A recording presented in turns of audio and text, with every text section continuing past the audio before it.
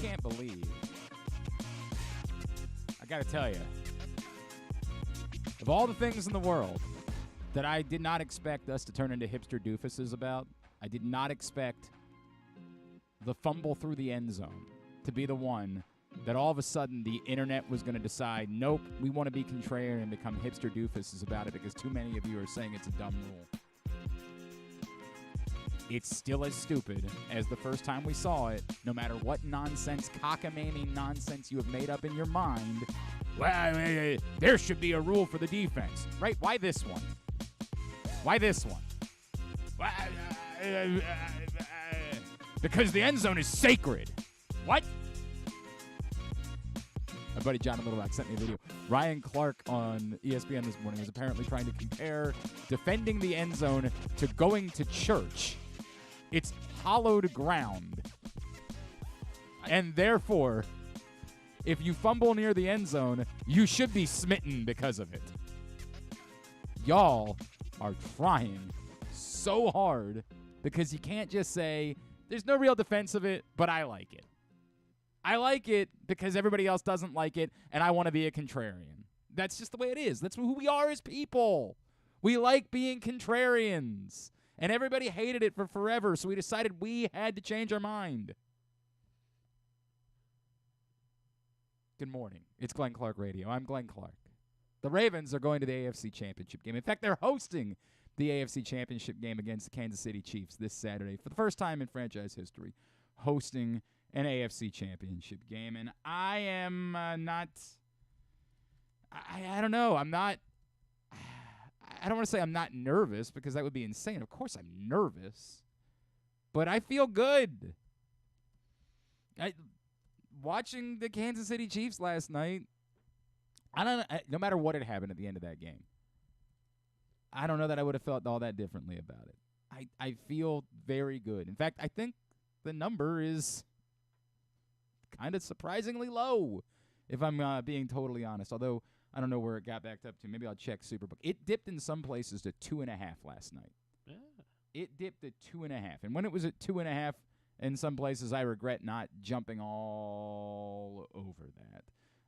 It is back up to 3.5 today at Superbook. Superbook.com. Download the Superbook app. Use the code GlennClark23 when you sign up. You'll receive up to $250 in a same-day first bet match, win or lose, with Superbook. Again, Superbook.com, and download the Superbook app. Lot going on, obviously, with the Ravens being in the AFC Championship Game. It's going to be a busy week. It's going to be an exciting week. This is what you live for when you are a sports fan. Coming up in the program today, our buddy Qadry Ismail will join us. We'll make our first trip to Kansas City this week. We'll catch up with my buddy Soren Petro. And also this morning, we will, it's Monday, so we'll chat with Jeremy Conn, and who knows what else might pop up during the course of the program. If you joined us for Project Game Day, and we will have, by the way, stay tuned, because we might be shuffling the schedule for Project Game Day around this Sunday. We're maybe thinking about moving it if the Ravens win till later at the night, because we think that people are going to want to go out and celebrate and bang some pots and pans. We remember what happened the last time the Ravens won the AFC Championship. Everybody went to, what was it, Fells Point, where everybody went to? Or was it Federal Hill? It was Federal Hill, right? Where, like, everybody descended upon oddly for no reason whatsoever. So we're thinking maybe we give everybody some time if the Ravens win, and we might do Project Game Day a little bit later in the day if the Ravens win. If they lose, hey, we don't really want to do it. But we'll just get it out of the way. That'll be the way that it goes. So working on the scenarios, working on that. So we will see how that all ends up playing out. All that being said, Project Game Day is brought to you by AJ Michaels, Superbook Sports, and HelpMyGamblingProblem.org. We bring all of that up to say I am considering the fact that this team is just maybe the best team in football, and that all of these other factors that we've worried about, the truth is, sort of what I brought up when we talked with Josh Bynes, that just winning the games is all that matters. Winning the games. And maybe the Chiefs can make the same argument. They're not that good of a team, right? Like, not as compared to the Ravens, not over the course of the totality of the season. They've played decent football of late. The argument is that the Chiefs just win the games. That's all they do. Figure out a way to win the games. Doesn't matter how you do it. Doesn't matter how impressive you look. Doesn't matter any of those things. Just figure out a way to win the games. The Ravens did that for some time, and we didn't praise them for just figuring out a way to win the games. We said instead, well, I don't know, they look kind of shaky. They're not all that impressive. At the beginning of the season, for the most part, they were winning their games. They weren't blowing people out of the water until those two games against, obviously, the Lions and the Seahawks. But they were figuring out ways to win the games. The season goes on. Now they start kicking everyone's teeth in.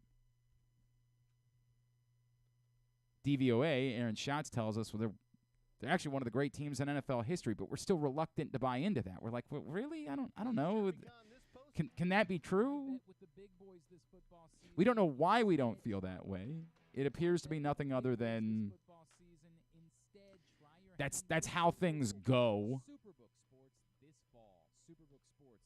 We accept the thought process that, like, nothing's ever as good as it seems. Or we just say things like people are football stat nerds. Analytics, I don't know. They're not that good. And we end up panicking about things like being a 10-10 game at the half on Saturday. I was really befuddled by that. Like, I was befuddled by anyone who watched it. And it's funny because even, like, Femi acknowledged afterwards that I'm like, I didn't have even an amount of nerves. Well, it was not even remotely. I mean, it was 10-10. It was a tied game. It was 10-10 because they gave up a punt return. Yeah. That's it. Yeah. But there was nothing that you had actually seen in the first half that suggested that the Ravens were in peril. The offense had how many drives did they stall? Two or three. If you're measuring it by the last drive when there were 30 seconds left and they got the ball back, then that's not the circumstances needed to be taken into consideration. And this is what happens. The last two times the Ravens got the ball, they don't do anything with it. So all of a sudden we say to ourselves, like, oh, man, the Texans might have figured something out. Well, the truth is, it was understandable. All of this could have been easily thought at the half. It was understandable that Todd Monken didn't have a game plan in for the Texans to be blitzing on every down because the Texans blitzed less than anyone in football. If he had adjusted on the final drive, it would have been no help. Putting guys underneath with 30 seconds left ain't going to help you. That ain't getting you there. You had to get big chunk plays or you weren't going to be able to get any points. So, yes, it looks bad because you got sacked twice, but the truth is a sack is the same neutral play there as a 6-yard gain would have been. Now, 2 drives earlier, it would have been helpful for there to have been underneath options for Lamar Jackson. 2 drives before that, or the second to last drive, that would have been the case. So you're really measuring one drive and saying, oh, the Texans might have figured out the Ravens. Despite the fact that all season long we had watched this team, and we had watched this team adjust at the half. Yeah. You can go back and check the tweets. It's there. I was not worked up about it. It was goofy that it was a tied game at the half. Now, it's football, as I always say. You never know what goofy things might occur at some point, and who knows, right? Like, if you, on going forward on 4th and 1, if you fumble the snap, then life could be different. But as far as which team was better, at the half, we already knew the Ravens were better. They were better for the first 30 minutes. There was an obvious adjustment that needed to be made. The great news is that this team is really good at making adjustments. Unbelievably good at it. It's one of the joys of watching this team all season. I feel good about this team. I feel really good about this team. I feel great about Lamar Jackson. What's not to feel great about? He's Lamar Jackson. Perhaps you've heard of him. You need to go fix that behind you. Yeah, right. That number might as well be all the way up. What do you want to make it? 70? Yeah, like 75, I was thinking, probably. All right, fine. There you go. 75. I don't care. It's not my thing. There's still 4 teams left. 75 is probably high, but whatever. I don't care. It's not my thing. The argument that, or not the argument's the wrong word. The fear that people had because of what had happened in the past was never fair. As they said, we created a scenario where Lamar Jackson was a bad playoff quarterback, all based on one football game. We allowed it to continue to be told based on one game. And again, a game in which, almost similar to the Steelers game earlier this season, it wasn't Lamar Jackson's fault. For whatever reason, Mark Andrews had the worst game of his career in a playoff game against the Titans a few years back. And we allowed that to set a narrative and to creep into even our own minds. This, fear that maybe the Ravens aren't good in the playoffs. Knowing damn well that if we actually looked at the evidence, there was no way to judge the Ravens by what happened against the Chargers the first year because Lamar Jackson was barely an NFL player at that point. It's not just that he was a rookie. It's not just that, you can't even compare him to C.J. Stroud, who, by the way, does anybody think C.J. Stroud stinks because he got his ass kicked by the Ravens? Does anybody think C.J. Stroud won't be one of the best quarterbacks in football for the next 5 to 10 years because he got obliterated, didn't put together a single touchdown drive against the Ravens on Saturday? Does anyone think that that sets a narrative for C.J. Stroud? Doesn't seem like it. And Lamar Jackson wasn't even C.J. Stroud at that point against the Chargers. He had played half as much as C.J. Stroud had. So that game wasn't a fair way to measure him by. They lost a coin flip game in Buffalo against Josh Allen and the Bills. Well, that must mean they stink, right? Right? It was nonsense that we perpetuated the narrative. But I also understood, in order for it to go away, you had to prove it. The easy thing to say is, or not the easy thing, the thing we should have been saying is, hey, the Ravens lost one really bad playoff game. Other than that, there's no excuse still that they lost that game to the Titans. That was a really bad loss. But Lamar didn't pee his pants that day. The Ravens were built to win a certain way. Other guys had disappointing efforts. They lost a football game. They shouldn't have lost it. And it created a narrative. It was a bad loss. And we dealt with that.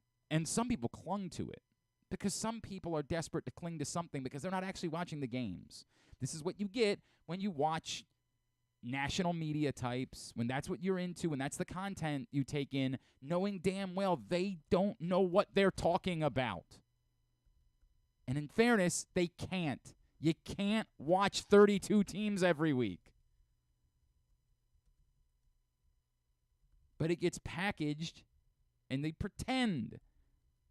In the same way that it would be wrong for me to suggest that I know the story of the Indianapolis Colts or the Chicago Bears, they can't know the story of the Baltimore Ravens. You should have. The fear was unfounded. It was an anomaly. I would say I'm glad it's over, but the truth is, it's still not really over.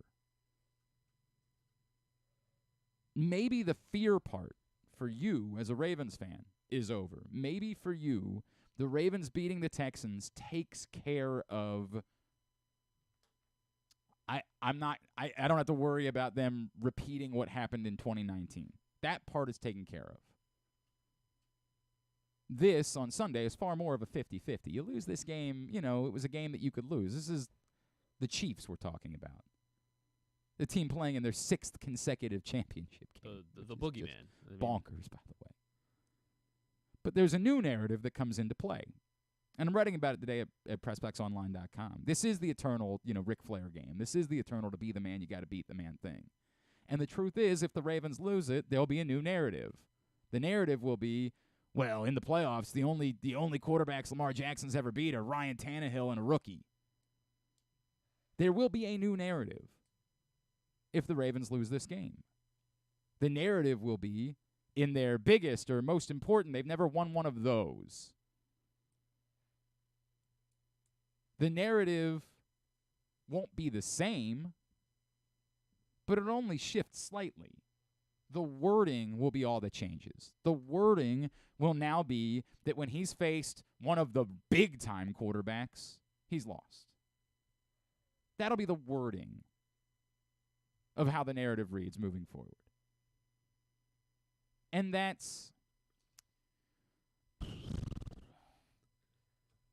it's not, you could say it's not fair because it'll still be somewhat of an anomaly because you would still be able to say, well, like, what would have happened if Lamar had played in 2 of those seasons? There'll still be a little bit unfair to it, but it'll be the truth. And that's the same thing that whenever one of you weirdos kept saying, well, the Ravens have only won 2 playoff games since they won the Super Bowl, and I kept saying, well, that's devoid of context. You could always come back to, but it's still true. It'll be true. What does that mean? Does that mean Lamar Jackson isn't a great quarterback? Does it mean that he's not? No. But these are the games that define the way that you're viewed. That's the reality of it. And by the way, not everybody can win. Only one of the quarterbacks can win a Super Bowl every year. We all know that. Josh Allen hasn't won one. That to me doesn't mean that Josh Allen isn't a great quarterback, although frankly, he came up very small at the end of the game yesterday. So did Stephon Diggs. Everybody kind of, you can put it all on the kicker, but there are a lot of people that contributed. Like, didn't do good. I have for the no namesake. idea what in the world he was doing on 3rd down when the underneath was, or the 2nd down play when the underneath was wide open. It was Diggs, ironically, that was wide open underneath, and you were purposely trying to run out all of the clock and not give the Chiefs the ball back. Why are you even trying to throw to the end zone there? When it's wide open underneath, you can do exactly what you want to do. Keep the field goal in play is the worst-case scenario. Make sure you don't give them the ball back to go win the game. Or run a fake punt on. It's a different conversation for another day. It ended up being a net neutral for them. Right, But, it did. but again, it was very clear. The specifically they were considering, we don't want that dude to have the time. Because if they score a touchdown with 2 minutes left, now Patrick Mahomes has 2 minutes to go try to beat you. It was obvious as that drive was unfolding that they were thinking about that. They were letting the play clock run after every play. And then all of a sudden, Josh Allen decides instead of doing the thing that keeps that going, I'm going to throw the ball to the end zone.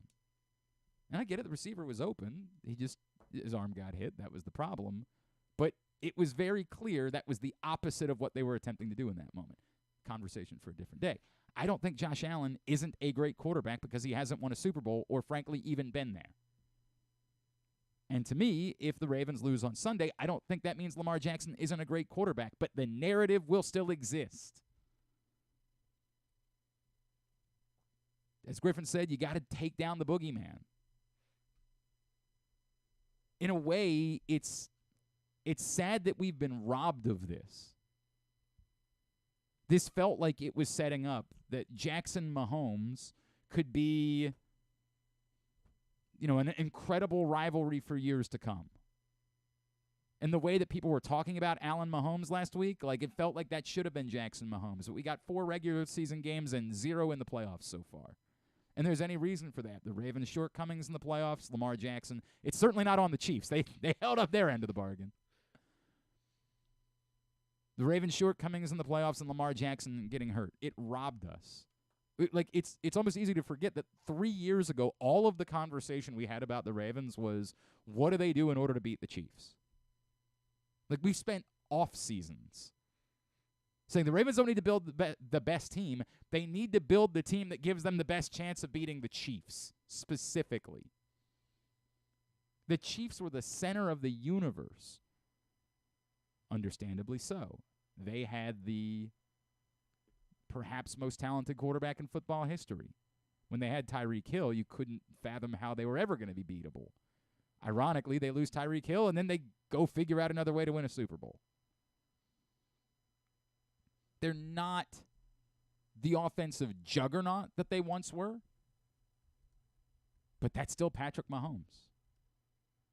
And the thing where, like, they hadn't won on the road in the playoffs, as we talked about last week. Look, I picked the Bills, acknowledge that, but I said it's kind of silly that we're making this big of a deal about it.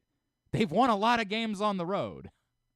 As was pointed out ad nauseum yesterday, Patrick Mahomes had, like, the best, since he had come into the league, the best road win percentage of any quarterback in the NFL. He just hadn't had to flex that yet in the playoffs. I mean, like, to think that he was suddenly going to melt down because he was playing on the road was kind of silly. Now, I get it. You were, like, the hope was that a lot of these have been close games, and maybe just the factor of being on the road would prove to be the difference in a close game. Maybe it could have been, right? Like, ultimately it could have been.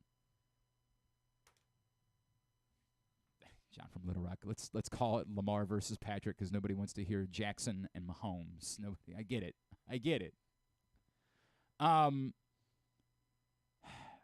We've been robbed of this. Now we get it. But we get it at a time where it's way more important for one than it is for the other. I mean, look, I get it. Patrick Mahomes might be playing two things. One, obviously every team that's in it wants to win the Super Bowl. You're here.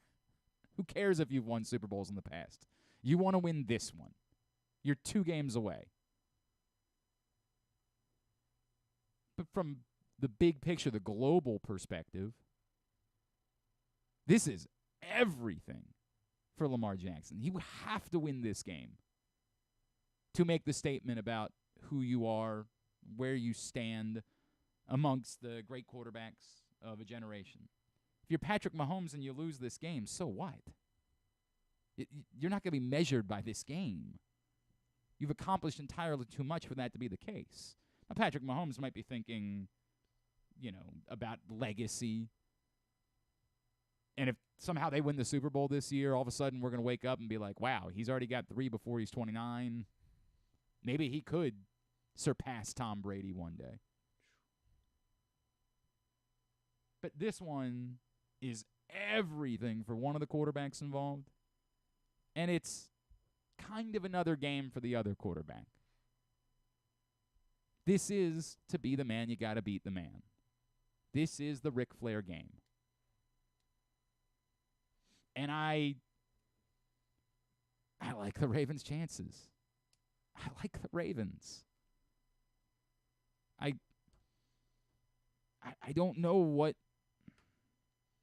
I mean, you want to say I'm worried about the fact that it could be a close game and Patrick Mahomes could just be the last quarterback to see the ball on Sunday, and no matter how good your defense is, that just might be poison? Yeah. That's the list of things that concern me about this game.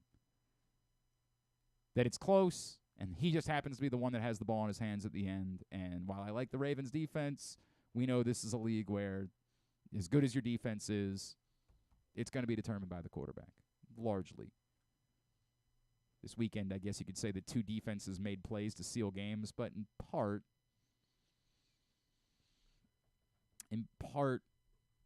I don't want to take anything away because I think Jordan Love's a nice player, but like in part, that wasn't Patrick Mahomes on the other side in either circumstance. It was one guy that we think is going to be good and one guy that, was surprisingly good this year, but we know is not an eternal quarterback. They're definitively not Patrick Mahomes. Neither Jordan Love nor Baker Mayfield. Jordan Love plus Baker Mayfield, probably not Patrick Mahomes. I don't think he's going to gift you anything at the end of a football game. I'm amped. I'm excited. I wish the game was today. Like, I'm just ready. Let's go. Let's get this thing over with. Although the weather's supposed to get nice during the course of the week. I'm good with that. Let's warm up a little bit, and then let's play a football game. Maybe Marlon Humphrey will come back too. Yeah, buy a little more time for Marlon Humphrey. Buy a little more time for Mark Andrews. I'm on board with all of these things, but I kind of just want the game to be. There's a part of me I joked about it. I said the storyline is so rich that we could do it for 10 hours every day. Exactly. But at the same time, I don't want to. I just want to play the football game.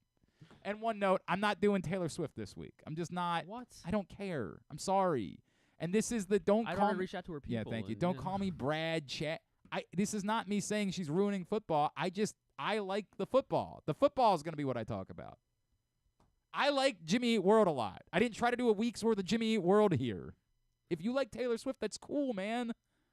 I like lots of things. I like Kevin Smith movies. But we talk about football, and football is going to be what we do here. If you're doing Taylor Swift content for a week, God bless you. I think some of it can be actually I think it'd be funny for, Knicks 1065 to ban Taylor Swift this week. I think that would be a good bit. I think that would be good shtick. I think most of it is dumb. I think most of it is people that don't know how painfully unfunny they are, right?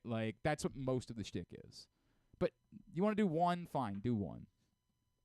We're going to do football after that. If you want to keep doing Taylor Swift, God bless you. Do a week's worth of Taylor Swift content. We'll make our first trip to Kansas City next of the week. We'll check in with my buddy Soren Petro. How did the Chiefs manage to get here this time when it just didn't look like they were the same? We'll talk about that next. It's a Monday edition of Glenn Clark Radio. Why bet with the big boys this football season? Instead, try your hand with the local book, Superbook Sports, this fall. Superbook Sports is the book next door. Just a dedicated team of the best odds makers in Las Vegas, making sure you get the best prices and parlays anywhere. And now, Superbook will give you a bonus of up to $250 when you sign up and wager on the same day and use the promo code GlennClark23, GLENNCLARK23. So bet with the best and use the promo code GlennClark23 this football season with Superbook Sports. Visit superbook.com for terms and conditions. Gambling problem? Call 1-800-GAMBLER.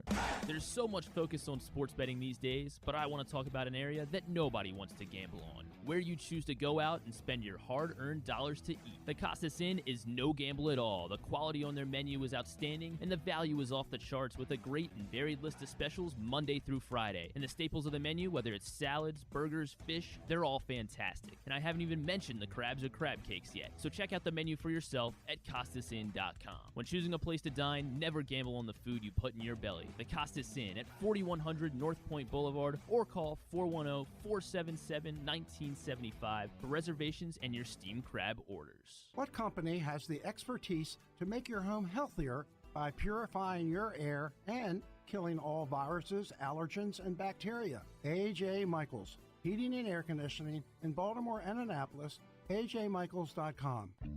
Whether your focus is luxury and comfort, convenience and technologically advanced connectivity, or sporty performance and aggressive styling, we've got the perfect Highlander for you. Check out buyatoyota.com for deals on new Highlanders from your local Toyota dealer today. The latest edition of Pressbox is available now, and it's our very special annual Best Of issue. On the cover, we celebrate Orioles manager Brandon Hyde as our Mo Gabba Sports Person of the Year, and the Orioles as our Team of the Year, with Stan the Fan Charles and Glenn Clark sitting down with Hyde to discuss his role in creating the culture that defined the Orioles' magic season. Also inside, we recognize the top people, performances, and moments of 2023. Pressbox is available for free at over 500 area locations, including 60 Royal Farm stores, and you can always find the entire edition as well as the best daily coverage of the Ravens, Terps, and O's at PressBoxOnline.com.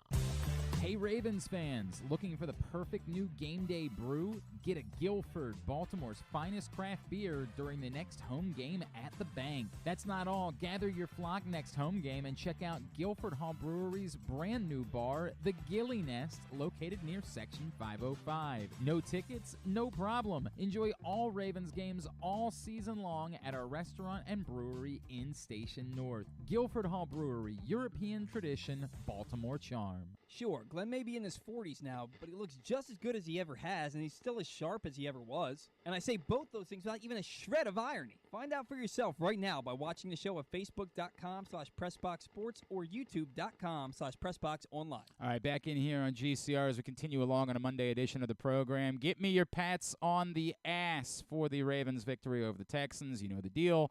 5 Ravens, 2 must be offensive, 2 must be defensive. 5th can be a special teams player, a wild card. It can be a coach, or it can be another offensive player, defensive player. Rank them 5 to 1, with 1 being your man of the match. Get them to me at Glenn Clark Radio on Twitter.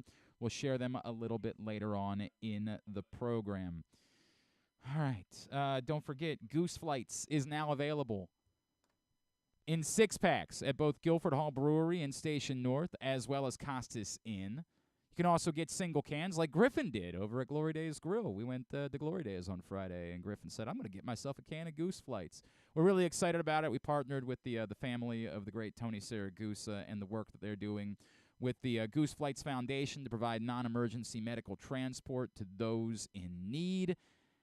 And $1.98 from every can sold goes to the Goose Flights Foundation. It's a very cool can with the silhouette of Tony Siragusa doing the goose dance. It's a collector's item. I've had a lot of people reach out to me. They enjoy the beer. They're glad that we're doing it. We are really proud of it. So please go pick up Goose Flights. And we're going to be announcing this week some more locations where you're going to be able to find Goose Flights moving forward. So we are very excited about that. All right, we are excited about an AFC Championship game in Baltimore for the first time since literally the first AFC Championship game ever played. More than 5 decades. It'll be Ravens-Chiefs, Sunday at 3. Joining me now, friend of mine, a guy that I love talking to, of course. He is a host down in Kansas City on the program on Sports Radio 810. He is our buddy Soren Petro, and he's with us now here on GCR. Soren, it's Glenn. It's always great to chat with you, brother. Thanks for taking the time for me. Always my pleasure. It's always great to be with you, buddy. I hope everyone's well in your world. Yeah, everybody's good here, as you would imagine. Life is good. Soren, I know you and I talk a lot about the Ravens side of things. I do want to dive into this. Was it ever as bad as, from an outside perspective, it seemed like it was in Kansas City? Or internally, was it always, this is still Patrick Mahomes, this is still Travis Kelce, we know the defense is good, everything is just fine here, I don't know why everybody's panicking this much? No, I think there was real concern. In fact, my statement going to the playoffs was the Kansas City Chiefs can beat anybody in these playoffs, but I don't think they can beat 4 of them in a row and win a championship again. And somewhere along the way that their problems would be too much for them to overcome. And you saw them in this game last night against Buffalo. McCole Hardman fumbling the ball. Turnovers have been a big problem. They play sloppy. They've corrected the penalties to their credit. They've done a pretty good job of getting away from all the penalties because they had a lot of those during the regular season. In fact, Juwan Taylor, the most penalized offensive player in football. Maybe you could say, well, some of it is the refs just, keep the flag in their pocket in the postseason. Maybe, but 2 penalties for 15 yards. I mean, they had been much worse than that all year. So they had been kind of a sloppy team, and they were feeling the weight of having that big quarterback contract. Not the first year of it where you've kind of backloaded things, but like the full brunt of Patrick Mahomes' contract.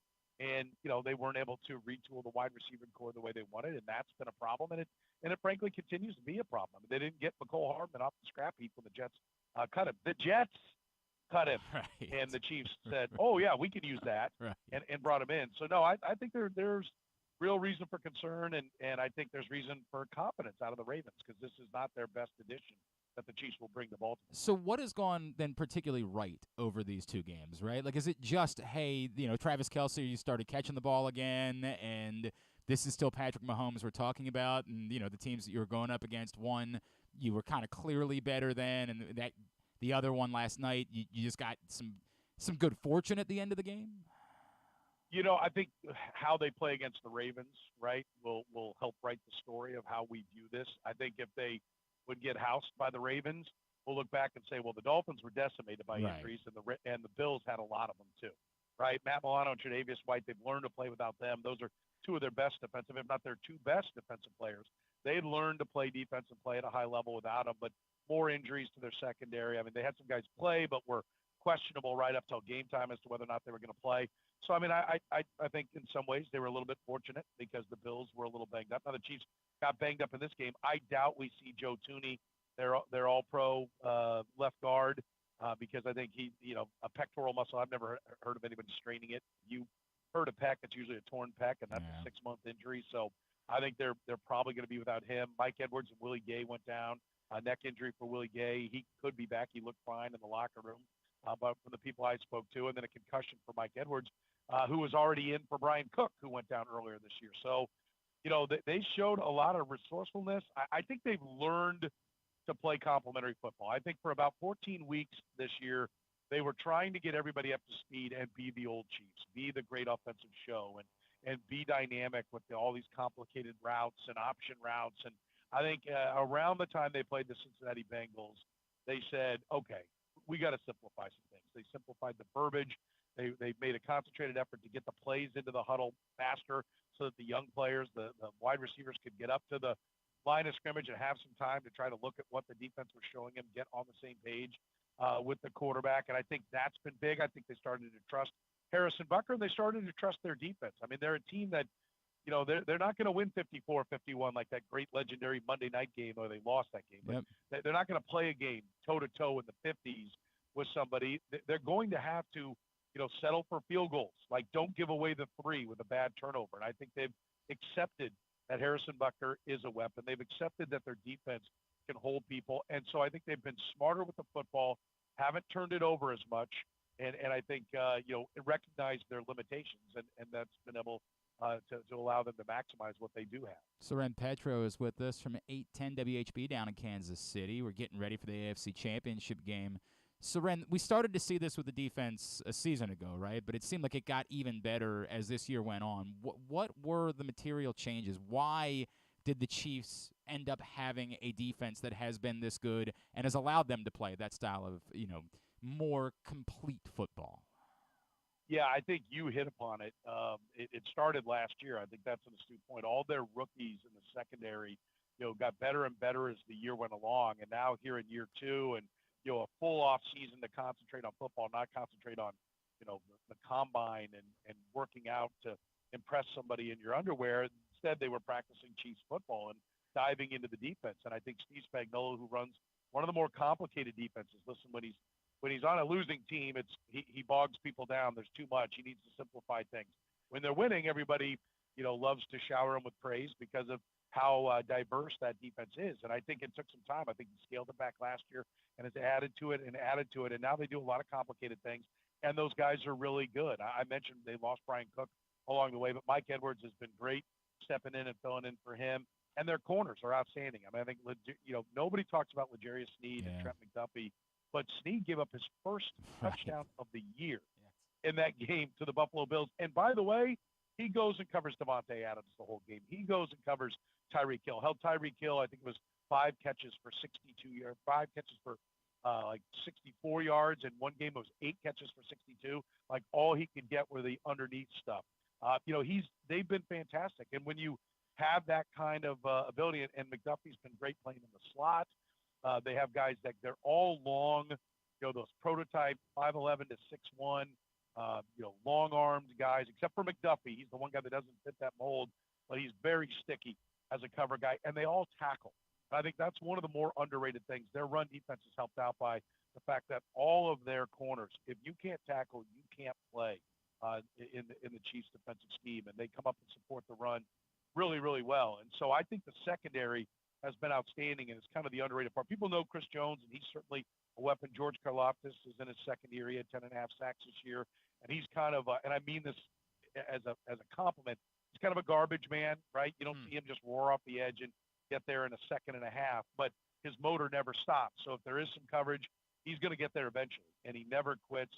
They've been good up front there, but it's really that secondary and the things that Steve Spagnuolo is able to do with it.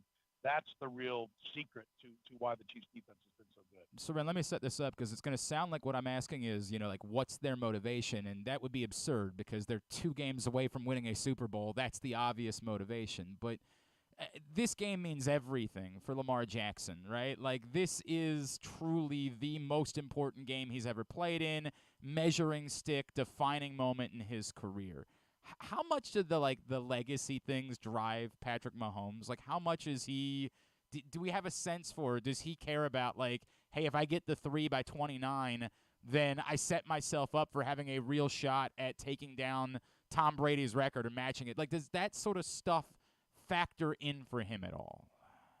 I used to have a weekly interview with him early on in his time as a starter, and I would bring up different statistical things that he was accomplishing. And it was in that 5,050 season in 2018, and I was talking about, well, you've done this, you're this.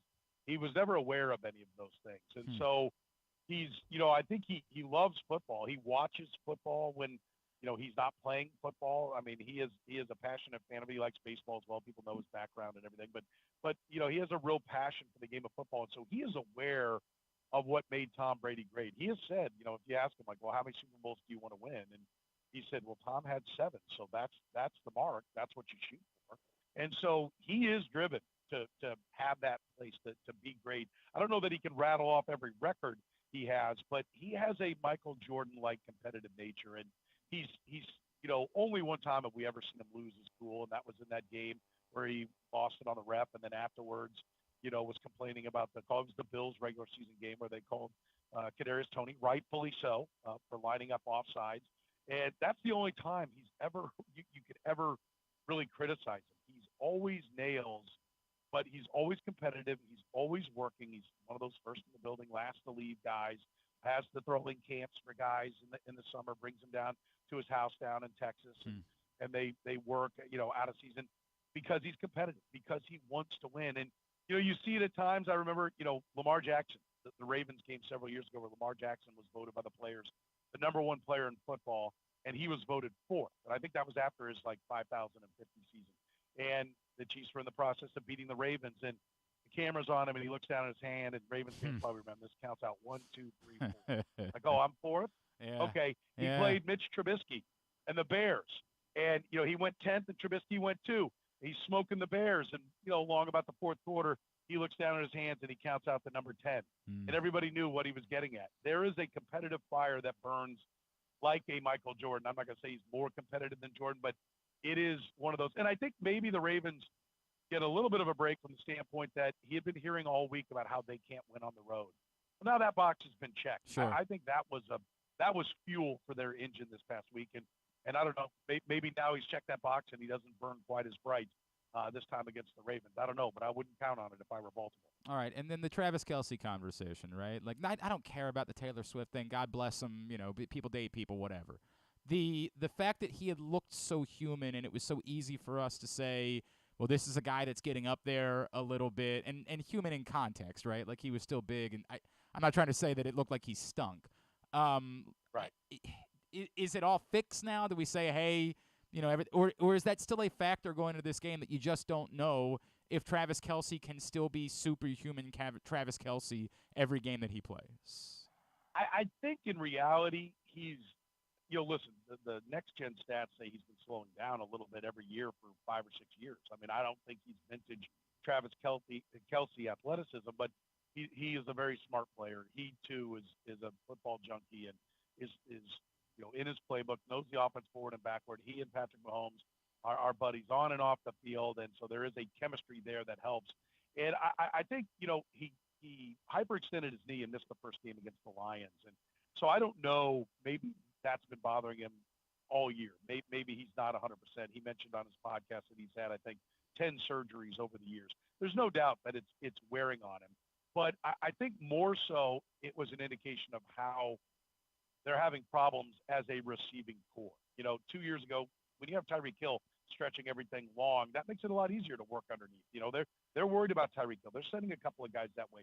You have more gaps, more holes, more places to find. And I think what we've seen coming down the stretch is that Rashee Rice has really developed. I think that's the underrated part. And you'll look at the stats, you'll see he had 900 and some yards. He didn't play the last game. He had a shot at 1,000.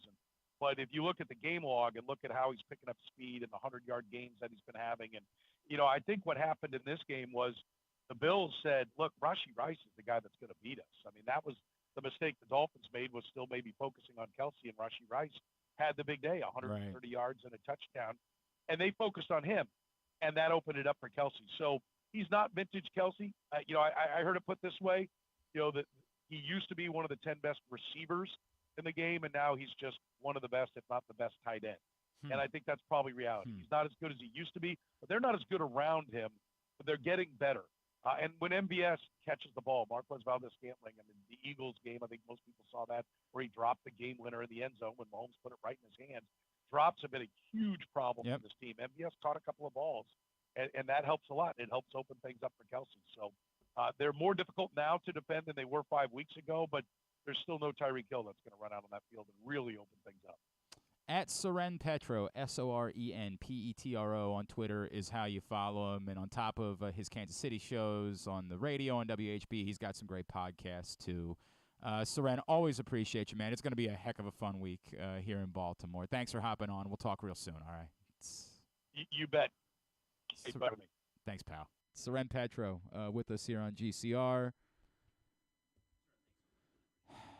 I'm struggling with it's that line, right? And I felt a little bit of this last week when we were talking about the Texans, where like I greatly respect the Chiefs. Far more even so than the Texans. But yet I don't fear them. I'm not trying to suggest that if the line was 9.5 like it was against the Texans, that I'd be betting the Ravens to cover that against the Chiefs. I would not. But I don't fear the Chiefs. And I think the way that Soren Petro explained it is that's kind of why. They are still extraordinarily dangerous. And if you make mistakes, they're going to take advantage of them. The Bills kind of fell apart there, right, in the fourth quarter. It just sort of snowballed. They looked like they were in good shape. And then all of a sudden, they kind of couldn't do anything right. And if that happens, if you go through a stretch of this game on Sunday where, here's an interesting comparison. If you got bogged down a little bit, the way that the Ravens did get bogged down a little bit in the first half against the Texans, would the Chiefs be a team that would be in better position to take advantage of it? Probably. But probably. Not definitively. Because you would argue the Texans were a better offensive team than the Chiefs were on the whole. On paper, the Chiefs seem like they're the better offensive team. But on the whole, this season, actual production, you would argue the Texans were a better offensive team, and they weren't able to take advantage of it. But given the savvy of Patrick Mahomes, would he be in better position to take advantage of it? The other thing, too, is that the Ravens were getting a lot of pressure without getting any sacks. And that would be one thing that I would point out I don't think will be quite as successful against Mahomes as it was against Stroud. In part because of Mahomes' incredible elusiveness, his escapability being so sublime. I don't think that just getting pressure is going to be enough against Patrick Mahomes. It was enough against C.J. Stroud. The pressure was phenomenal and forced some bad things. Although, ironically, again, no turnovers. Ravens defense was dominant without a single turnover or a single sack. It's very difficult to explain. But the pressure was enough, right? Like, the pressure was enough to get some bad throws mixed in, to get some off-target throws, to get some forced stuff thrown into the mix. I don't know if that's going to be the case next week. Next week, I think you got to get him on the ground or get the ball out. Remember, the one time the Ravens did beat the Chiefs, it was determined by getting the ball out.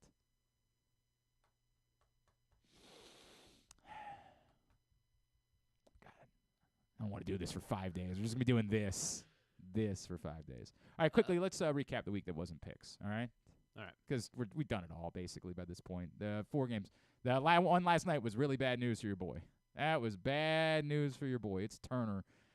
It's down. It's officially what? Yeah, it was a big one. Big. Thank you. I appreciate that. I'm aware. Well, you're I was down. I was You're there. not down that much. I know, but it's big, man. Yeah, it's getting late. Yeah, it's one of those getting late early situations. Not good.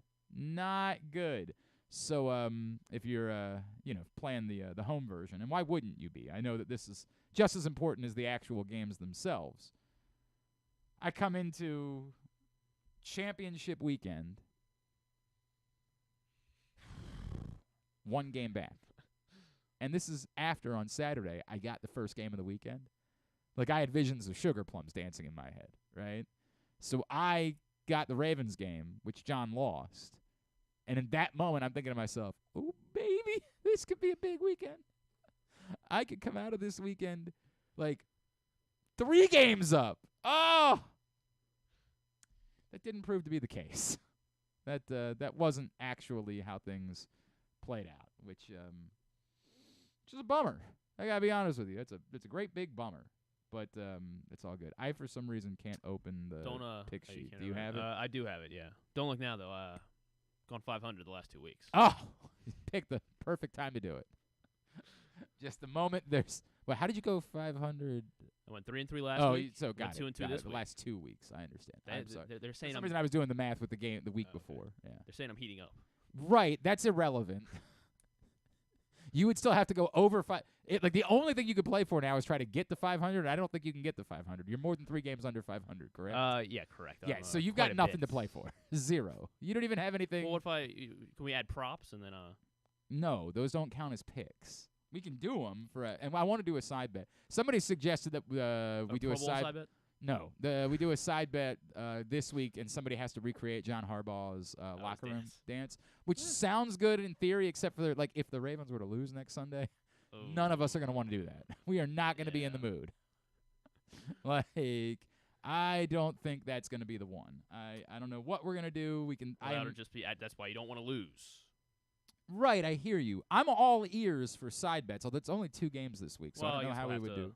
We'll just have to pick some. We'd have to throw in props. Yeah, will Lamar score? The Super Bowl week we can do side bets. We can over under how many shots of Taylor Swift? Yeah, we're not doing any of that. We're not doing any of that. All right. Anyway, so I finally got this thing I don't know what was going on. I couldn't open the pick sheet for some reason.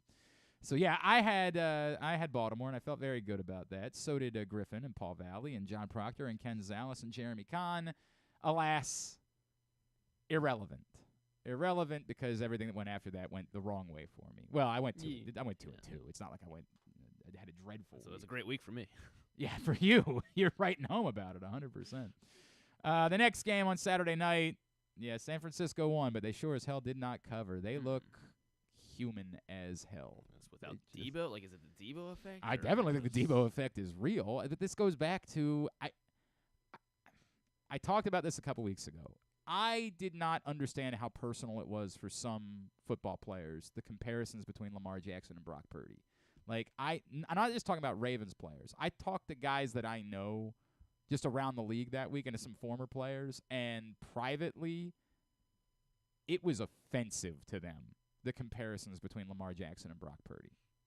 And traipsed into, and we brought this up one day when Drew was here, traipsed into what, like the book Rocket Man that John Eisenberg wrote about. Like, you're comparing a decent white quarterback to a generational black quarterback. And it was offensive. And I don't know that led to some of the emotional reaction that occurred on Christmas Day, but it felt like it. Brock Purdy is a fine quarterback. He's had a hell of a season. But everyone watching can tell that Brock Purdy has been put in a good position. And the moment you see that position messed with, he don't look like the same guy. The moment there's no Trent Williams or there's no Deebo Samuel or there's no, like, the moment that something is amiss, he looks like a completely different guy. Meanwhile, Lamar Jackson lost Mark Andrews and somehow was maybe better. Because it ain't circumstantial, it's talent. San Francisco wins but doesn't cover. I was on San Francisco, so was Griffin, John Proctor, KZ, Andrew Stecca, and Jeremy Conn, so everybody else got that point. Detroit made it interesting late after they got a 14-point lead. Man. That 2-point conversion was significant. But ultimately, Detroit does both win and cover as they win by 8, the 9 being 6.5. Griffin, Paul, Kyle, John Proctor, and Jeremy were on Tampa. And then a hell of a game last night, but ultimately Kansas City wins, so Buffalo does not cover. On Kansas City were Griffin, KZ, John and Little Rock, Andrew Steck, and Jeremy Conn. Big 3-1 week for John and Little Rock. Really big 3-1 week for Ken Zales, too, because he's technically still alive. He's going to have to. He has to pick all 3 games the rest of the way different than John in Little Rock and at least 2 of them different than myself and get all of them correct. But he's still alive. He's not dead as we go into championship weekend. That's all that's left. Everybody else has been eliminated. Myself, I'm 1 game back. KZ is 3 games back. Everything else has been determined. Jeremy's our big loser. Griffin's our Scott Stapp. And a little bit of cash is still at stake at the top of the table. That's what's going on. I don't really have a lot to say about any of the other games. I've done the end zone. I don't want to keep doing it. I got some folks on Twitter that are still fighting with me about it. Hipsters. It's the end zone thing? Yeah, it's still stupid. No matter how much. Stop with the. Well, you think about the other end zone. No, on the other end zone we give away safeties. This is why Buffalo went for it on that 4th down. They knew that they were going to put the ball in Mecole Hardman's hands in the red zone. No, they didn't go for it. They ran a fake punt. That's a little bit different than going for it. They punt. would have been much better off. I hate saying this, but there's a small part of me that like wonders if it was almost emotional from Buffalo. Like they were thinking uniquely because DeMar Hamlin was the one that got the ball. Right. Like that week they had like imagined this scenario. Now somebody pointed out that Kansas City only have 10 guys on the field on that play. Really? So it's also possible that like they didn't call it, but there's a rule. The Ravens, this came up a couple years ago with the Ravens, that they have a plan for if you see something, you are allowed to check out of it into a fake. And I read somewhere, I don't know this, but somebody said they thought the Kansas City only had 10 players on the field, and that would be the reason why maybe Buffalo checked out. Now, I don't care enough to have gone back and like listened to the press conference and gotten the answer because I don't do radio in Buffalo. But the first thing I thought when the ball went to DeMar Hamlin, what? There were 10 men, yes. But do we know if like somebody ordered a code red there? Oh, or if, I'm sure that was that is a after good the game. question. Yeah. What the moral of the story being, in seeing that it was DeMar Hamlin, it felt like there was a chance that it was an emotional thing. That it was like, boy, we could give, imagine if DeMar was the hero. And I don't know. I think about that as I think about that ultimately insane decision. Nothing you can do about it now. Nothing you can do about it now. All right, today's show brought to you by your local Toyota dealer and buyatoyota.com. The Toyota Tacoma comes in a range of models and trim lines so you can choose the perfect Tacoma to reflect your unique personality and driving habits. Check out buyatoyota.com for deals on new Tacomas from your local Toyota dealer today. When we come back in, our buddy Qadry Ismail joins us. That's next. It's Glenn Clark Radio. Why bet with the big boys this football season? Instead, try your hand with the local book, Superbook Sports, this fall. Superbook Sports is the book next door. Just a dedicated team of the best odds makers in Las Vegas, making sure you get the best prices and parlays anywhere. And now, Superbook will give you a bonus of up to $250 when you sign up and wager on the same day and use the promo code GlennClark23, GLENNCLARK23. So bet with the best and use the promo code GlennClark23 this football season with Superbook Sports. Visit superbook.com for terms and conditions. Gambling problem? Call 1-800-GAMBLER. 6 chicken tenders made from fresh, never frozen Royal Farms world-famous chicken, a family-sized order of Western fries, honey mustard dipping sauce, and a 2-liter bottle of Dr. Pepper. It's Royal Farms' new Tucker's Tenders Meal. It's Justin Tucker's favorite, and at only $19.99, it'll be your favorite meal, too. The new Tucker's Tenders Meal, available only at Royal Farms. Now you can kick back, relax, and eat like a champion. Real fresh, real fast, Royal Farms. Gambling can be a fun and entertaining experience, but there are risks involved. If you're planning on betting on the game at the casino or on your phone or computer, know your limit, stay within it. Set a budget and a time to stop. Remember, gambling isn't a financial solution, and it doesn't mix well with alcohol or drugs. Know the risks and have a plan before you begin gambling. For free and confidential services, call 1-800-GAMBLER 24/7 or go to helpmygamblingproblem.org. Jeremy Conn here. The ultimate sports betting experience in Maryland is at the Green Turtle Bet Park Sportsbook. Join me at either location in Canton or in Towson and place your bets in person and be a part of the action. It's the best in-class sports wagering experience, complete with the ultimate TV package, ensuring you can catch every game all day, every day. Their state-of-the-art facilities bring Las Vegas energy right here to Maryland just in time for postseason football. So visit the Green Turtle Bet Park Sportsbook in Canton and Towson and elevate your game day experience and hang out with me to bet, watch, and win at the Turtle. Hey Ravens fans, looking for the perfect new game day brew? Get a Guilford, Baltimore's finest craft beer during the next home game at the bank. That's not all. Gather your flock next home game and check out Guilford Hall Brewery's brand new bar, the Gilly Nest, located near Section 505. No tickets? No problem. Enjoy all Ravens games all season long at our restaurant and brewery in Station North. Guilford Hall Brewery, European tradition, Baltimore charm. Make sure you tuned in every Tuesday for Pressbox fantasy football analyst Joe Serpico to get you ready for your Waiver Wire Wednesday, brought to you by Live Casino and Hotel. And if you have other fantasies you want fulfilled, subscribe to Glenn and Jeremy Conn's OnlyFans page at... Wait, are people supposed to know about that? All right, back in here on GCR. I mentioned that Griffin and I were over at Glory Days Grill on Friday. If you're hungry, with 9 locations throughout Maryland, Glory Days Grill is always right around the corner. They have wings, burgers, salads, sandwiches, drinks, and desserts to satisfy everyone, as well as tons of televisions and sound delivered right to your phone. Whether you're a Ravens fan or rooting for one of those other guys, Glory Days is the best place to watch football, basketball, whatever your favorite sport is. While you're there, be sure to check out Goose Flight's Lager, named in honor of legendary defensive tackle Tony Goose Siragusa. $2 of every can sold is donated to the Goose Flights Foundation. Glory Days Grill, great food, good sports. All right, into hour number 2 of the program. Continue to get me your pats on the ass. We will get to those a little bit later on. Right now, man who knows a thing or two about winning a Super Bowl. You see him on WJZ 13. He's the man behind missile training. He is our friend and Super Bowl champion, Mr. Qadry Ismail, and he is back with us now here on GCR. Qadry, it's Glenn. It's always great to catch up, but it's particularly great when we're gearing up for an AFC Championship game. Thank you for taking the time for us, pal. Man, I can't believe we are sitting here talking about hosting an AFC Championship game. Like, I am jacked. I know, obviously, the 2000 Ravens team. I'm sure over in my storage unit somewhere, I got my first playoff team football that they gave all of us when we made it in 2000, but to AFC Championship game, that's a whole nother level.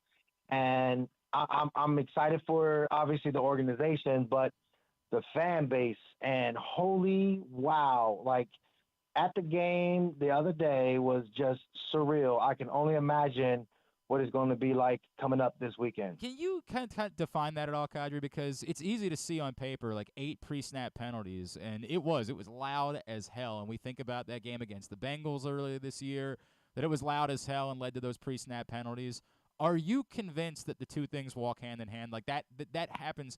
A lot of people would say, hey, it was a rookie quarterback, but are you convinced that the crowd really did have a significant impact on what we saw from pre-snap penalties from the Texans? Here's the thing. I'll go back to that 2000 season when we were going to Tennessee. We beat Tennessee. Then obviously we say what we say as far as publicly. And, heck, even my highlights, who's the only team to beat the Tennessee Titans in Adelphia Coliseum. And, I do my whole antics. And Brian, of course, does his whole antics and all the things. Well, basically, they say it, or they not say it, but they put all those clips together up on their Jumbotron. And literally, like, the crowd is just getting amped. So when we get the ball first, I kid you not, Trent goes in the huddle. Now, we practiced all week the 2 first plays that we were going to do. One was a pass, one was a run. I literally was inches away from Trent's face and barely heard the call. Yeah. When I ran out to my position at receiver, you felt the vibrational energy of the crowd, and you're looking in like, oh my God, I have no idea what's going on. Patrick Mahomes recently was saying how M&T Bank Stadium was rocking. Yep. You had Tyler Lewan and I forget. I think it was Derrick Henry you were talking to. It was Derrick Henry, 100% in that interview. That's right. Now, I'm telling you, I know M&T Bank Stadium gets loud, but we are a interesting crowd. I loved it back in the day because I felt like we had this hardcore, blue collar, don't F with us kind of a vibe. and you could feel it, the energy of walking into the stadium. But I think we kind of got a little bougie and a little spoiled, and I was happy to hear that, yeah, whether it be the Titans or whether it be the Chiefs players saying they felt the energy of the crowd, because it's so important, and it really does mess with an offense. And it helps our offense when everybody is crazy silent. And this was really something where I was like, the football IQ has always been there, but I think it was more evident in this past week's game than I have seen since that Kansas City Chiefs game. Like, we've seen them be loud, but like I'm saying, okay, whether it be Pittsburgh, whether it be Cincinnati, whether it be Cleveland, like those are division opponents that sometimes we get a little bougie. Well, I think for that game last week, it restored my faith in the fact that, we about to blow this thing up and let's get it on. Oh boy, you're getting me ready to run through a wall right now, Qadry Ismail. Let's talk about one of the things that's so fascinating to me about this week is it's an eternal narrative game, right? Like, this is to be the man, you got to beat the man thing. This is Lamar Jackson with the opportunity to bust all of the narratives, to say that it's all done. I went and beat Patrick Mahomes in a playoff game. End it. End all of the nonsense immediately. And for some players, I think there would be an argument that that's a pressure, right? Like, because the flip side is, even though you're going to be an MVP for the second time, if for whatever reason you lose this game, you know that the adults nationally are going to say, right, but what happened when he had to face Patrick Mahomes in the playoffs?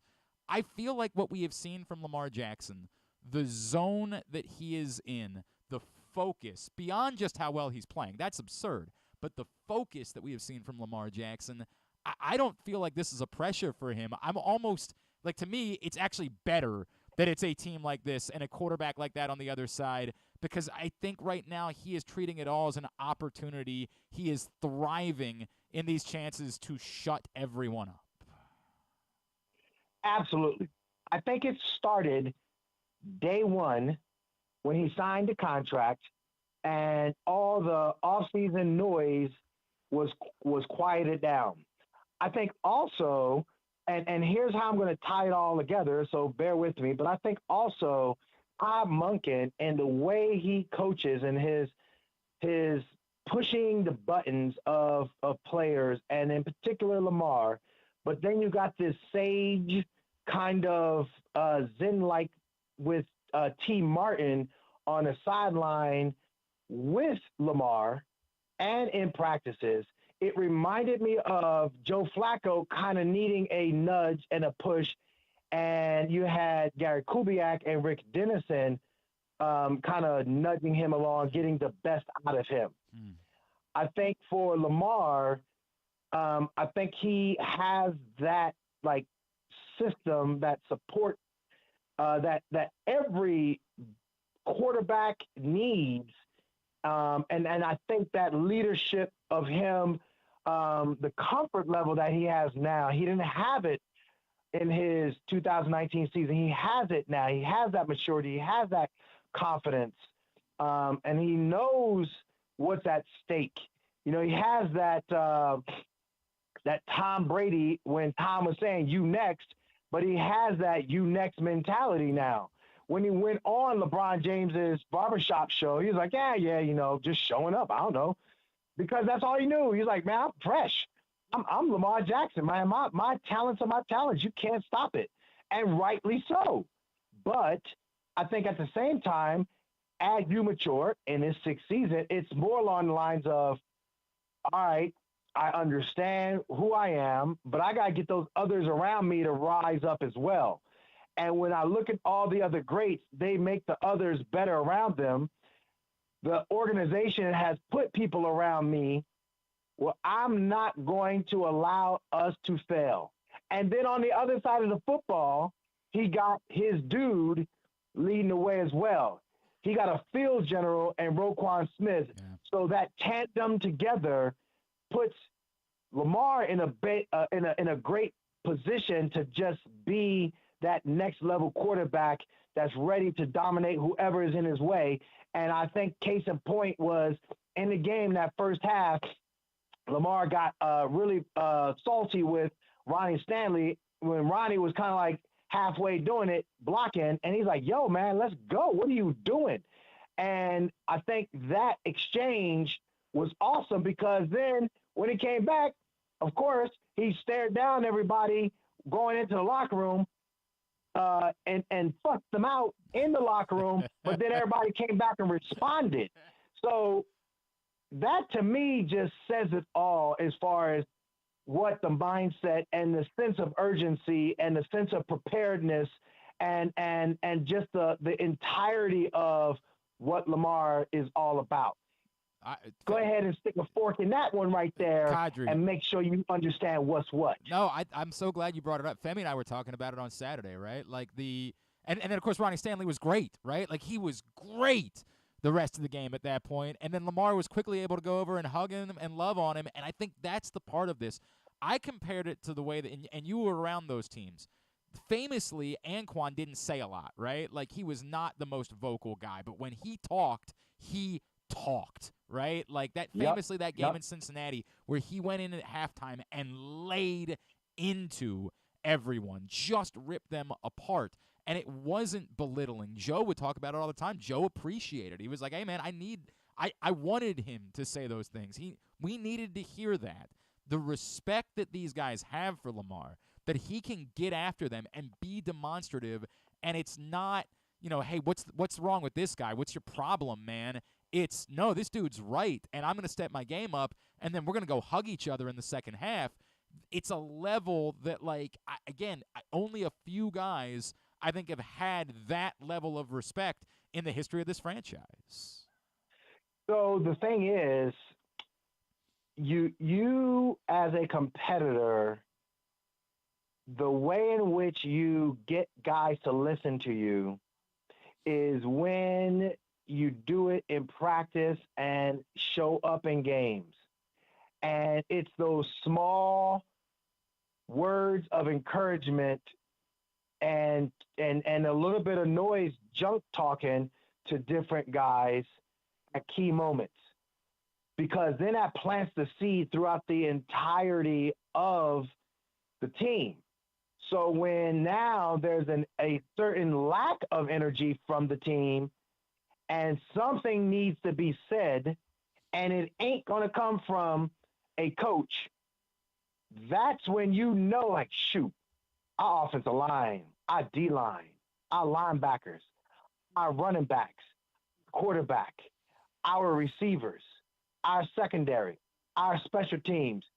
If we do what we're supposed to do, ain't no way the other team on the other side is going to beat us. Yeah. Oh, yeah. Bump all this. I'm going to have to step up and let these fellas know what's what. Now, that's an Anquan Bolden, as you pointed out. And that's what we saw with a Lamar Jackson. And that's where the severity, not the severity, but the intensity of the words penetrates to your soul. And you're like, yo, we're about to win this game. Let's go. Let me ask it this way, Qadry. The Ravens last week were impactful with pressure despite the fact that they didn't record a single sack or a turnover. If it's pressure but not sacks, is that more problematic against Patrick Mahomes? I think long arm of the law, he had an opportunity for an interception. Mm-hmm. I think that there were some other plays that C.J. Stroud was fortunate to get out of and just threw the ball away. Okay. So any strong football aficionado knows that pressure and hits matter, and they're qualified as either sacks and turnovers. So there is that. But it is Patrick Mahomes we're talking about. We are talking about one of the most Go elusive. ahead and hit him. Yeah. And make him feel it. go ahead and force him to rush and get the football out of his hands. And we're talking about Patrick Mahomes. Yes, kryptonite happens when he can't do what he's supposed to do.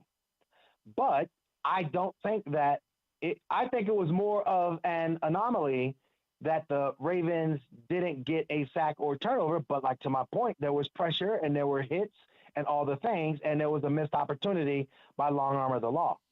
Outside of that, I don't see that is like going to be the case. I think it's going to be a scenario where, yeah, they're going to handle their business.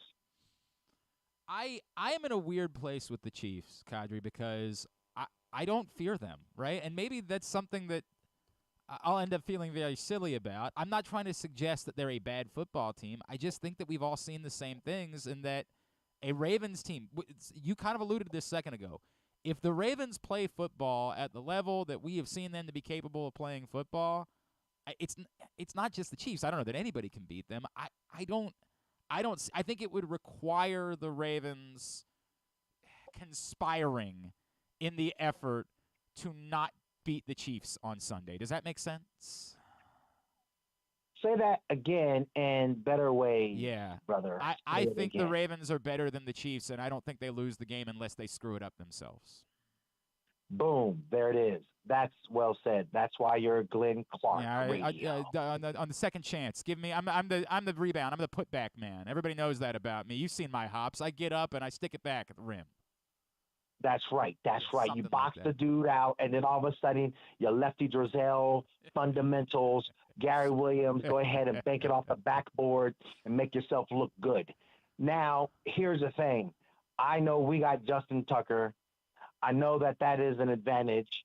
I know at the same time, yes, when it comes to the receiving core of the Chiefs, they ain't it.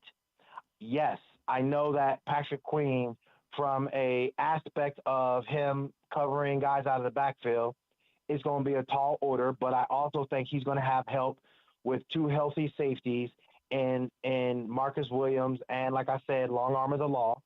I don't believe that, Patrick. I don't believe Travis Kelce is going to be able to shake it off so easy, and I think it's going to be awesome. You've used it before. That's not the first time you went to that, is it? I'm just letting you know that I got skills, brother. Don't mess up the skills. Don't mess up the skills. Man, I love the fact that you can. It's so cool for me, and Femi's the same way. And when I work with it, like, it's so cool for me to see you this fired up about it. Like, that this still means this much to you. Decades removed from you winning your Super Bowl here in Baltimore. Like, it's so cool to me that you are still this passionate and this fired up about this, and that it means a lot to you that they're hosting an AFC Championship game. Here's what you don't see, but maybe you can see. I love the fact that, one, I was so myopic in my time, and literally through the decades, when I, for example, brought my kids back here to Baltimore and we enrolled into Homestead Wakefield, and I had no idea what Purple Friday was all about. Well, I dropped my kids off in the pickup line, and I'm looking at all these teachers and everybody with these jerseys on and all the things, and I'm like, wait a minute, what's going on here? And my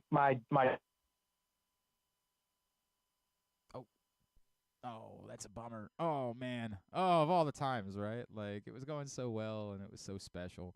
I do want to let him plug missile training. I definitely want to do that. Or tell him I can do it if he would prefer. I can handle the man. Oh, that was electric too. Like, it was coming from the soul. Oh, Qadry Ismail with us here on GCR, and of course that would be the moment when it would cut out, right when he is really playing to the emotions.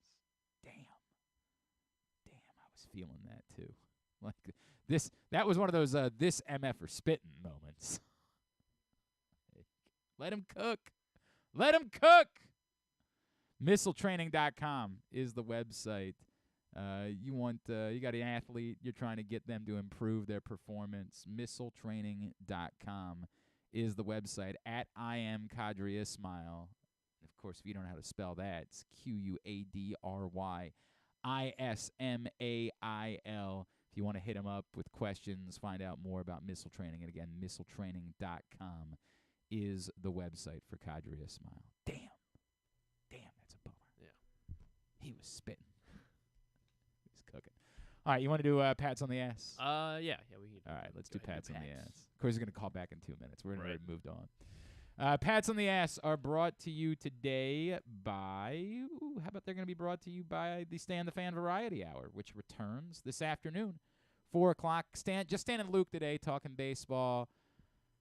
I didn't realize, Jordan Montgomery's still out there? Is he still unsigned? I believe he is, yeah.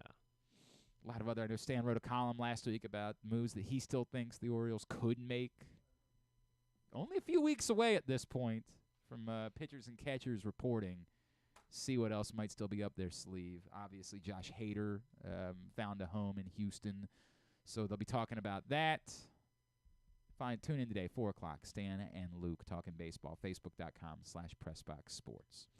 You know the drill for pats on the ass. 5 Ravens, 2 must be offensive players, 2 must be defensive players. You can also have a 5th, which can be a special teams player, and a coach, or another offensive or defensive player. Rank them 5 to 1, with 1 being your man of the match. So many candidates this week. Again, it's going to be very difficult for me to be angry about anything other than, the one that's obvious. My number 5 is Arthur Millette. And, again, it was a weird day for choosing a second defensive player because I think there were a ton of options. The first one to me was obvious. The second one to me was all over the place. But Arthur Millette and the pressure that he was bringing and the way that it was just sending everything a little bit off schedule stood out. And maybe some of this is just over the last month. I've kind of fallen in love with Arthur Millette. Like, I think he goes into that Jim Leonard, who was the line? Darryl Smith. Like this category of players that we'll remember as their impact being maybe more than it really was. But, my God, our expectations were so low that I don't know what else to say. Arthur Millette has been an impact player for the Baltimore Ravens, which is such an effing weird sentence to say. But I thought his pressure was big, and it made a difference on Saturday. So Arthur Millette's my number 5. Yeah, I agree. It was hard for me to leave Millette off of my list. He would have been my 3rd defensive player. But for my 2nd defensive player, I went with Jadeveon Clowney here. Sure. He obviously did not really fill up the stat sheet that much, but he made. I think they only credited him with 1 solo tackle. It was the first tackle of the game when they stopped Singletary in the backfield, and that really only have 1 tackle. I think they gave him 2, but they gave him 1 solo tackle. Okay. But it set the tone for, that was the one thing that we were concerned about. If they give it to Singletary and they let him start, getting going, that would be the one way the Texans can stay in this game, and it set the tone that was not going to ever happen. And I think Clowney, along with the entire defensive line, and really, obviously the defense as a whole, was incredible. So Jadeveon Clowney, helping to set the tone, and just an all-around great day for the D-line. Jadeveon Clowney, my number 5. My number 4 is where you find Justin Madubuike, and again, it's a weird day, right? Because he didn't have a sack, but 7 pressures, 5 hurries, and 2 hits. He was a force. Got the Texans off schedule despite the fact that he didn't record a single sack in the game. So Justin Madubuike is my number 4. My number 4, I'm going with Ronnie Stanley. Here is my number 4. Higher on my list. I think you could have plugged in any of the O linemen here.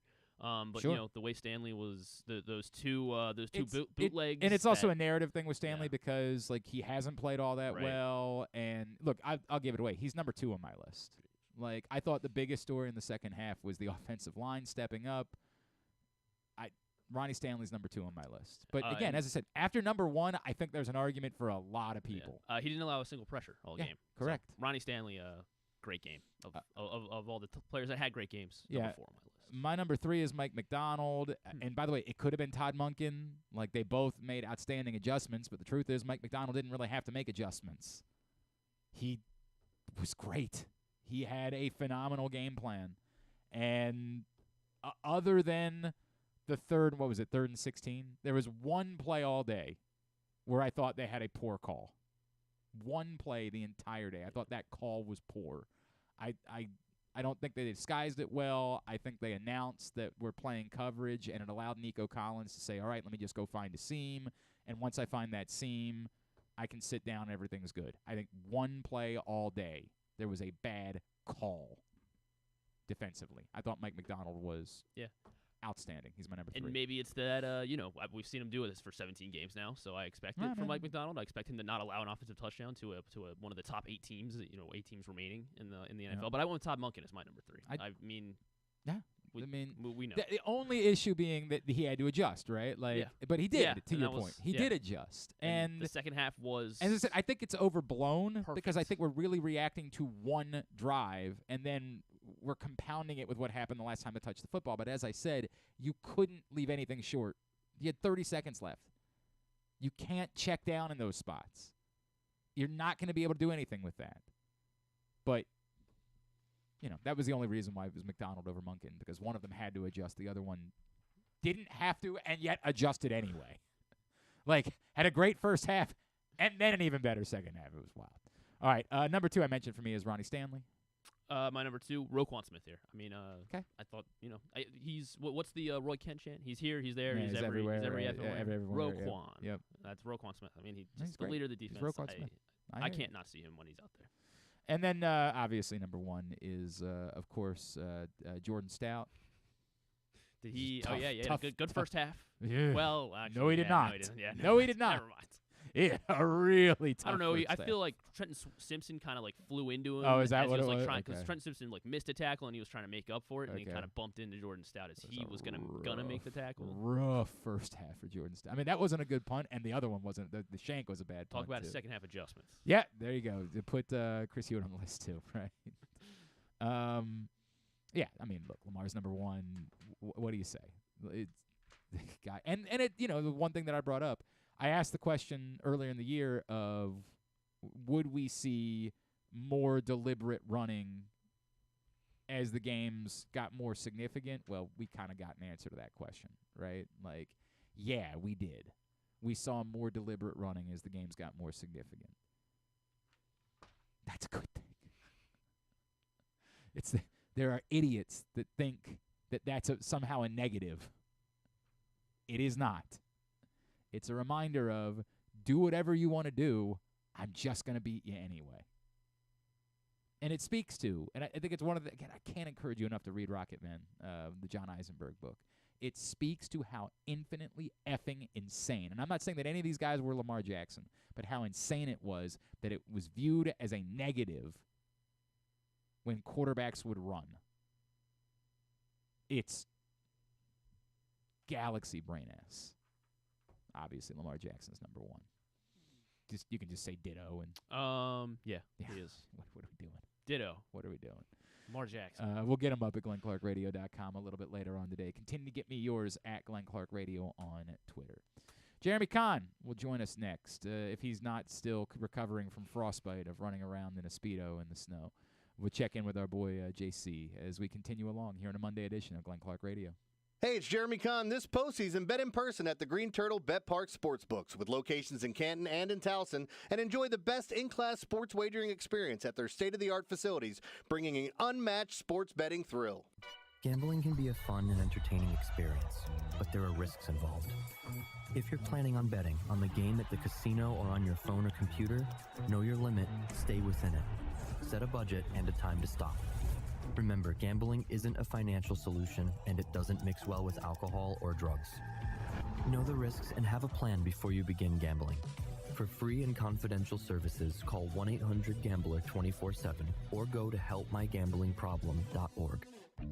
Make the most out of every day in your Toyota RAV4, available in hybrid or gas-only models. A RAV4 can get you where you want to go in style. Check out buyatoyota.com for deals on new RAV4s from your local Toyota dealer today.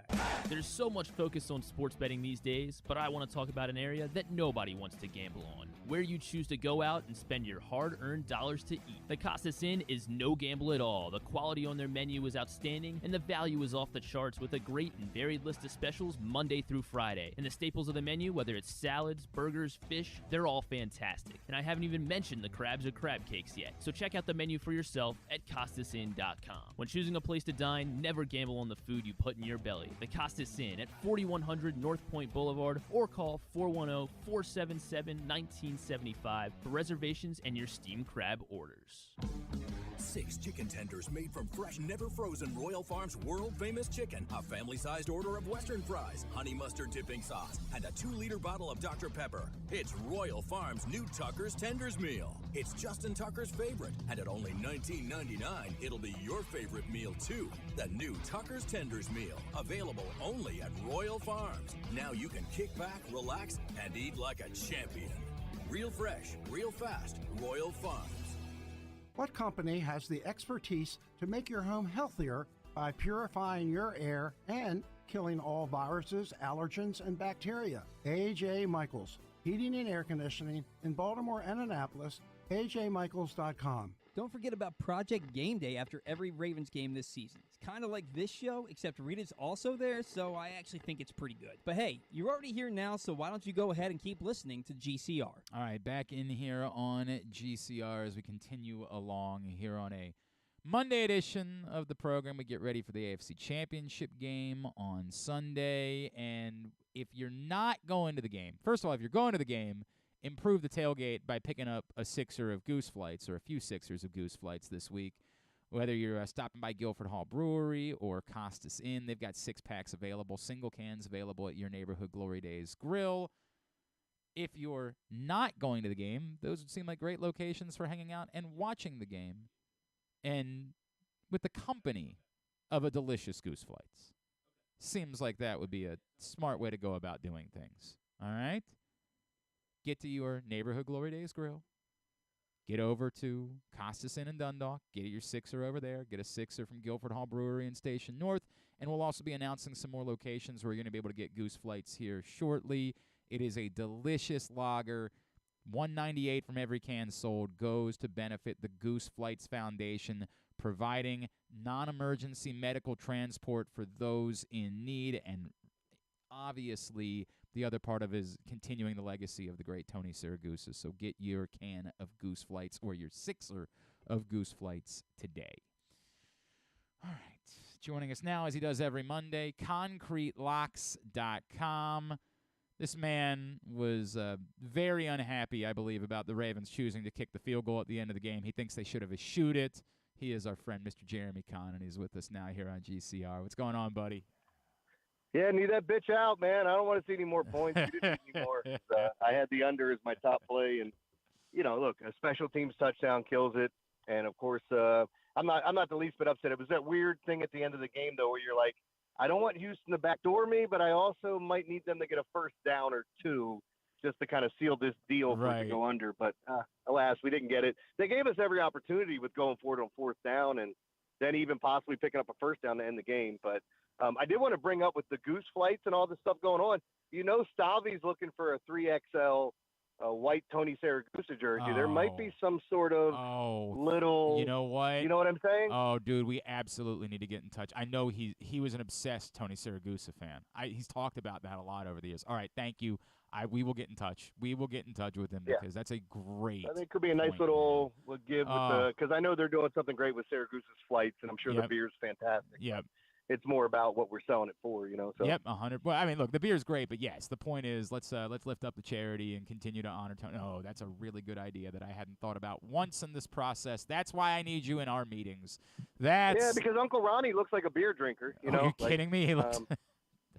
What's actually amazing is how he has to do, like when the Ravens let him do one for their social media, right? And he's got to tone it down, obviously. And he still manages a way to hit it out of the park, despite the fact that he's got to do like the PG version of Ronnie and Dundalk. That to me, like when someone's talented, it's that you take them out of their comfort zone and they still manage to kill. That cat is talented AF, and that to nothing proves it more than when like he can't cuss and he still figures out a way to completely nail the character. It's just chef's kiss, man. Dude, when he called Snoop Lamar number 2. Like, I lost it. I thought that was such a stupid, degrading, like, and I'm like, what a God, it's just so good. It's clever. It's funny, you know. So good.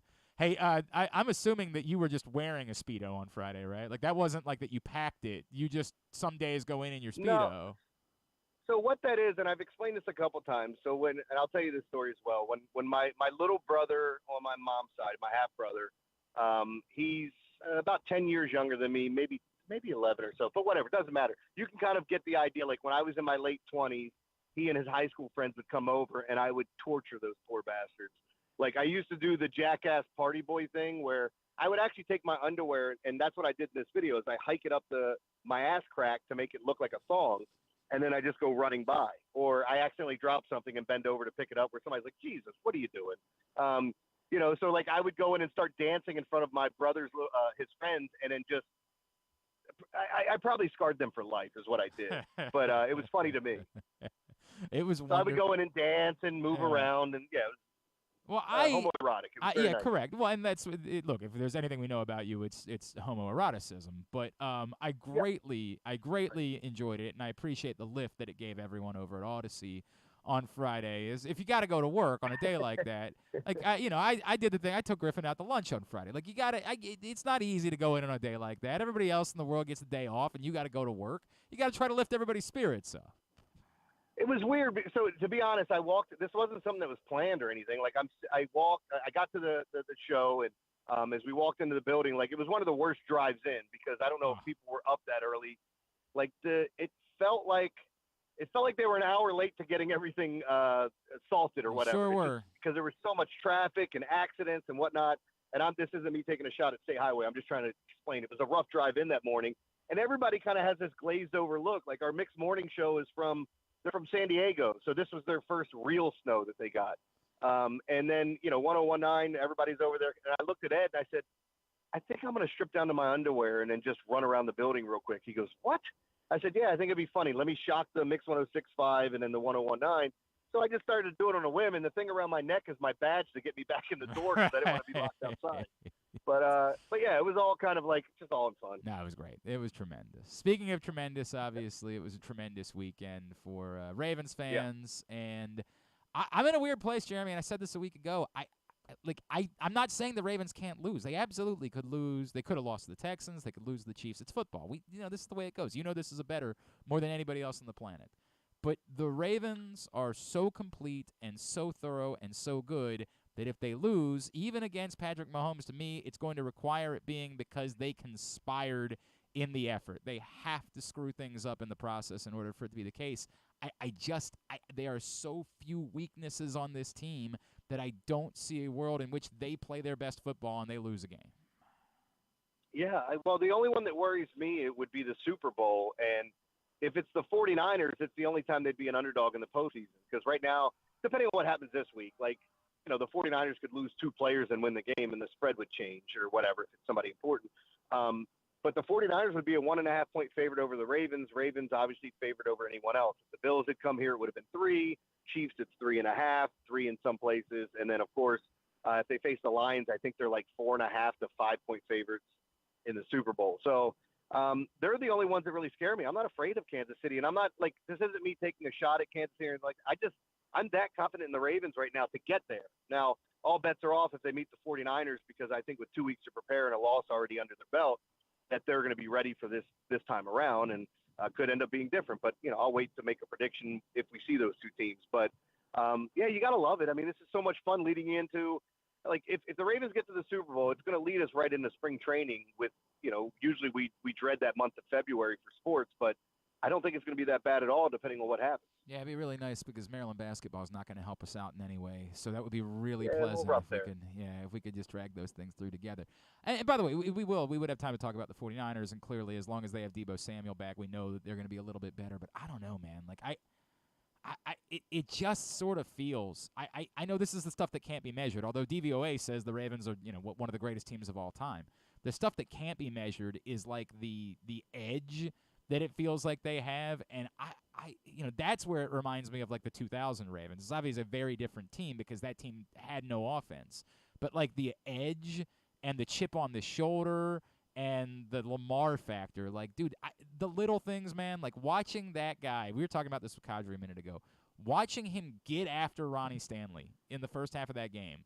And the reaction from Ronnie Stanley not being like, dude, what is this guy's problem, or creating an issue, but instead getting maybe the best football that we've seen out of Ronnie Stanley in years and then hugging it out afterwards. I don't know how to measure that factor. Like, I can't come up with a statistic for it, but there is something so zoned in about this team that I have seen so rarely in the history of this franchise.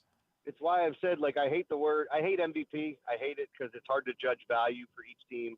Like, somebody's more important to this person or this team, whatever. But, like, to me, he's the definition of what, valuable is, because you can't really put a number on it. You can't sit here and break it down and says it's this, this, or this. Like, you can look at the athleticism and the talent and all that.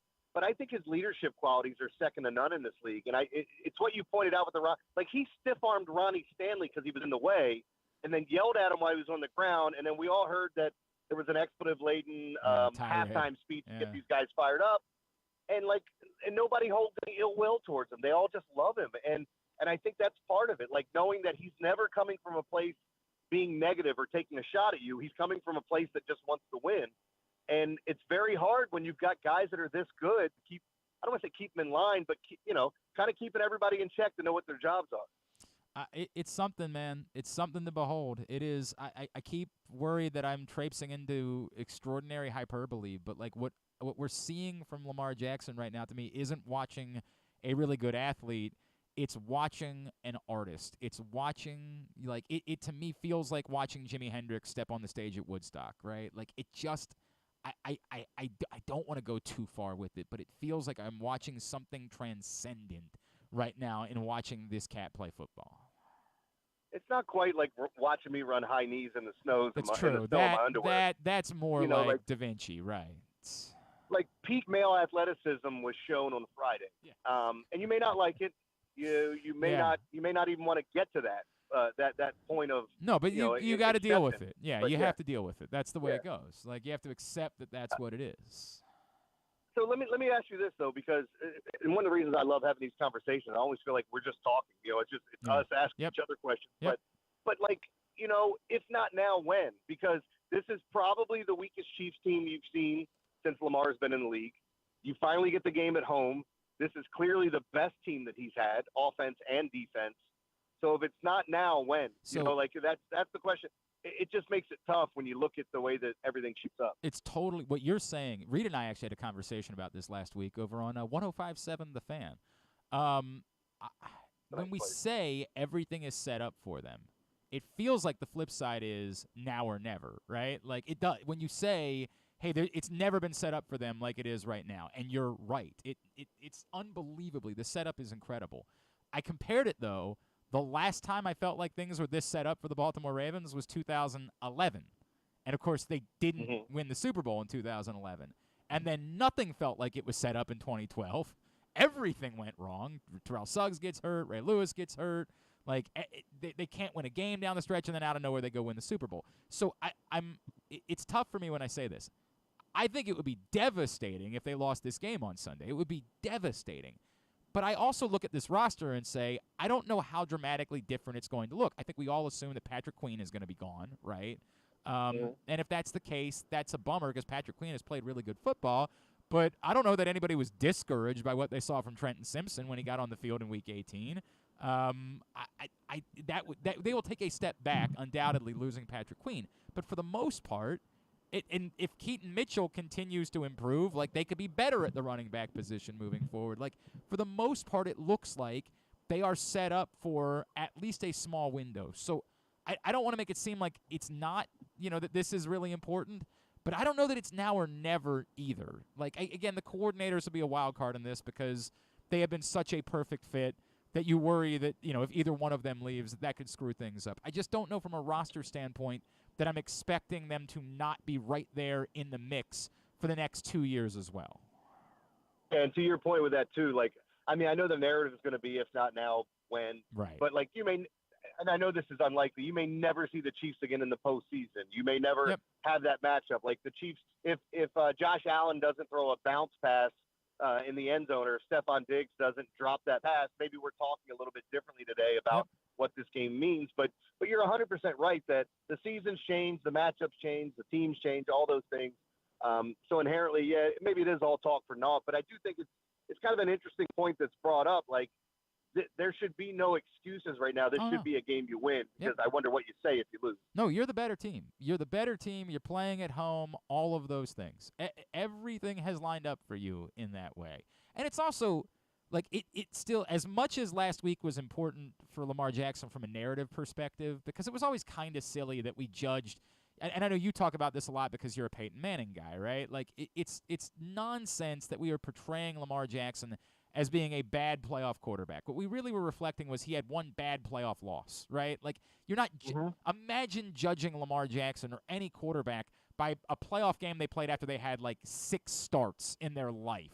So the Chargers game, I'm not judging him by. They lost a coin flip game in Buffalo to Josh Allen and the Bills. Does that make somebody a bad playoff quarterback? There's one game that was a bad loss for Lamar Jackson, and that game allowed for there to be a narrative. So winning this game at least means you didn't replicate what happened in 2019 when you peed down your leg as the number 1 seed. But if they were to turn around and lose this game, the narrative is only going to change to, well, who are the only quarterbacks Lamar's beaten in the playoffs? A journeyman and a rookie, right? Like, the narrative thing will still be significant if the Ravens lose this football game. If they lose the Super Bowl, it's vastly different. Joe Burrow's not won a Super Bowl, but nobody knocks Joe Burrow because he got to one, right? Like, it's not like he's thought of as being and they battled to the end of that game. They didn't go get their ass kicked. Winning this game kind of destroys all the narratives, whereas if you lose this game, the narratives will still be plenty afterwards. It's so weird because, like, when we get – and you look, I'm a Peyton guy. When we get to the end of his career, people will still make the jokes about him being a regular – like Scott would do it to me all the time with the, greatest regular season quarterback of all time. But the narrative that people write, and it's the talking head stuff, and this is where I think the media gets it wrong, but we're always going to talk about these things like, this guy can't win. He can't win. But people said John Elway couldn't win the big one. And then what do we say at the end of his career when he's finally done it twice? Like, it's so weird to me that people write this stuff. Like, Lamar getting to playoff games in his first 5 seasons, it should be downplayed and should be looked at differently than Justin Herbert not, he's the best. He does this. And I'm not trying to compare, and I'm not even trying to knock Justin Herbert. It's just the way that we look at things. I saw somebody say, what was it? Rex Ryan said that eventually Josh Allen will get his hooks in him and reel it in and win a Super Bowl. And I'm like, God, if that were only the way that we talk about Lamar here, it's so different. 100%. Some of the narratives bother me, man. It always has. And they should, and they're not fair. Like, again, I think Josh Allen's a great quarterback, despite the fact that he's never been to a Super Bowl. I think he's a great quarterback. I think if they lose the game on Sunday, Lamar Jackson's a great quarterback. But these narratives exist, man. Like, this is, and you'll have to deal with it. That's just the way that it goes. You'll have to deal with it. All right. And you can't tell me, by the way, that wasn't in the back of your mind after the special teams return, and they're lining up to get the field goal to possibly take the lead. It's so funny we you all said thought that. about it. I didn't, man. Like, and you can go back and look at Twitter. I said something about it then. Like, I don't know what it is. I don't know if it's just the trust that I have in Lamar Jackson right now. I don't know how to explain it. But I sat there and said, there's no real doubt about which of these teams have been better. One goofy play made this a tie game. And we said that it wasn't great that Todd Monken didn't have checkdowns lined up when the Texans were blitzing. But it's understand that they didn't game plan for the Texans to be blitzing because the Texans barely blitzed this season, and then suddenly we're blitzing on 70% of plays.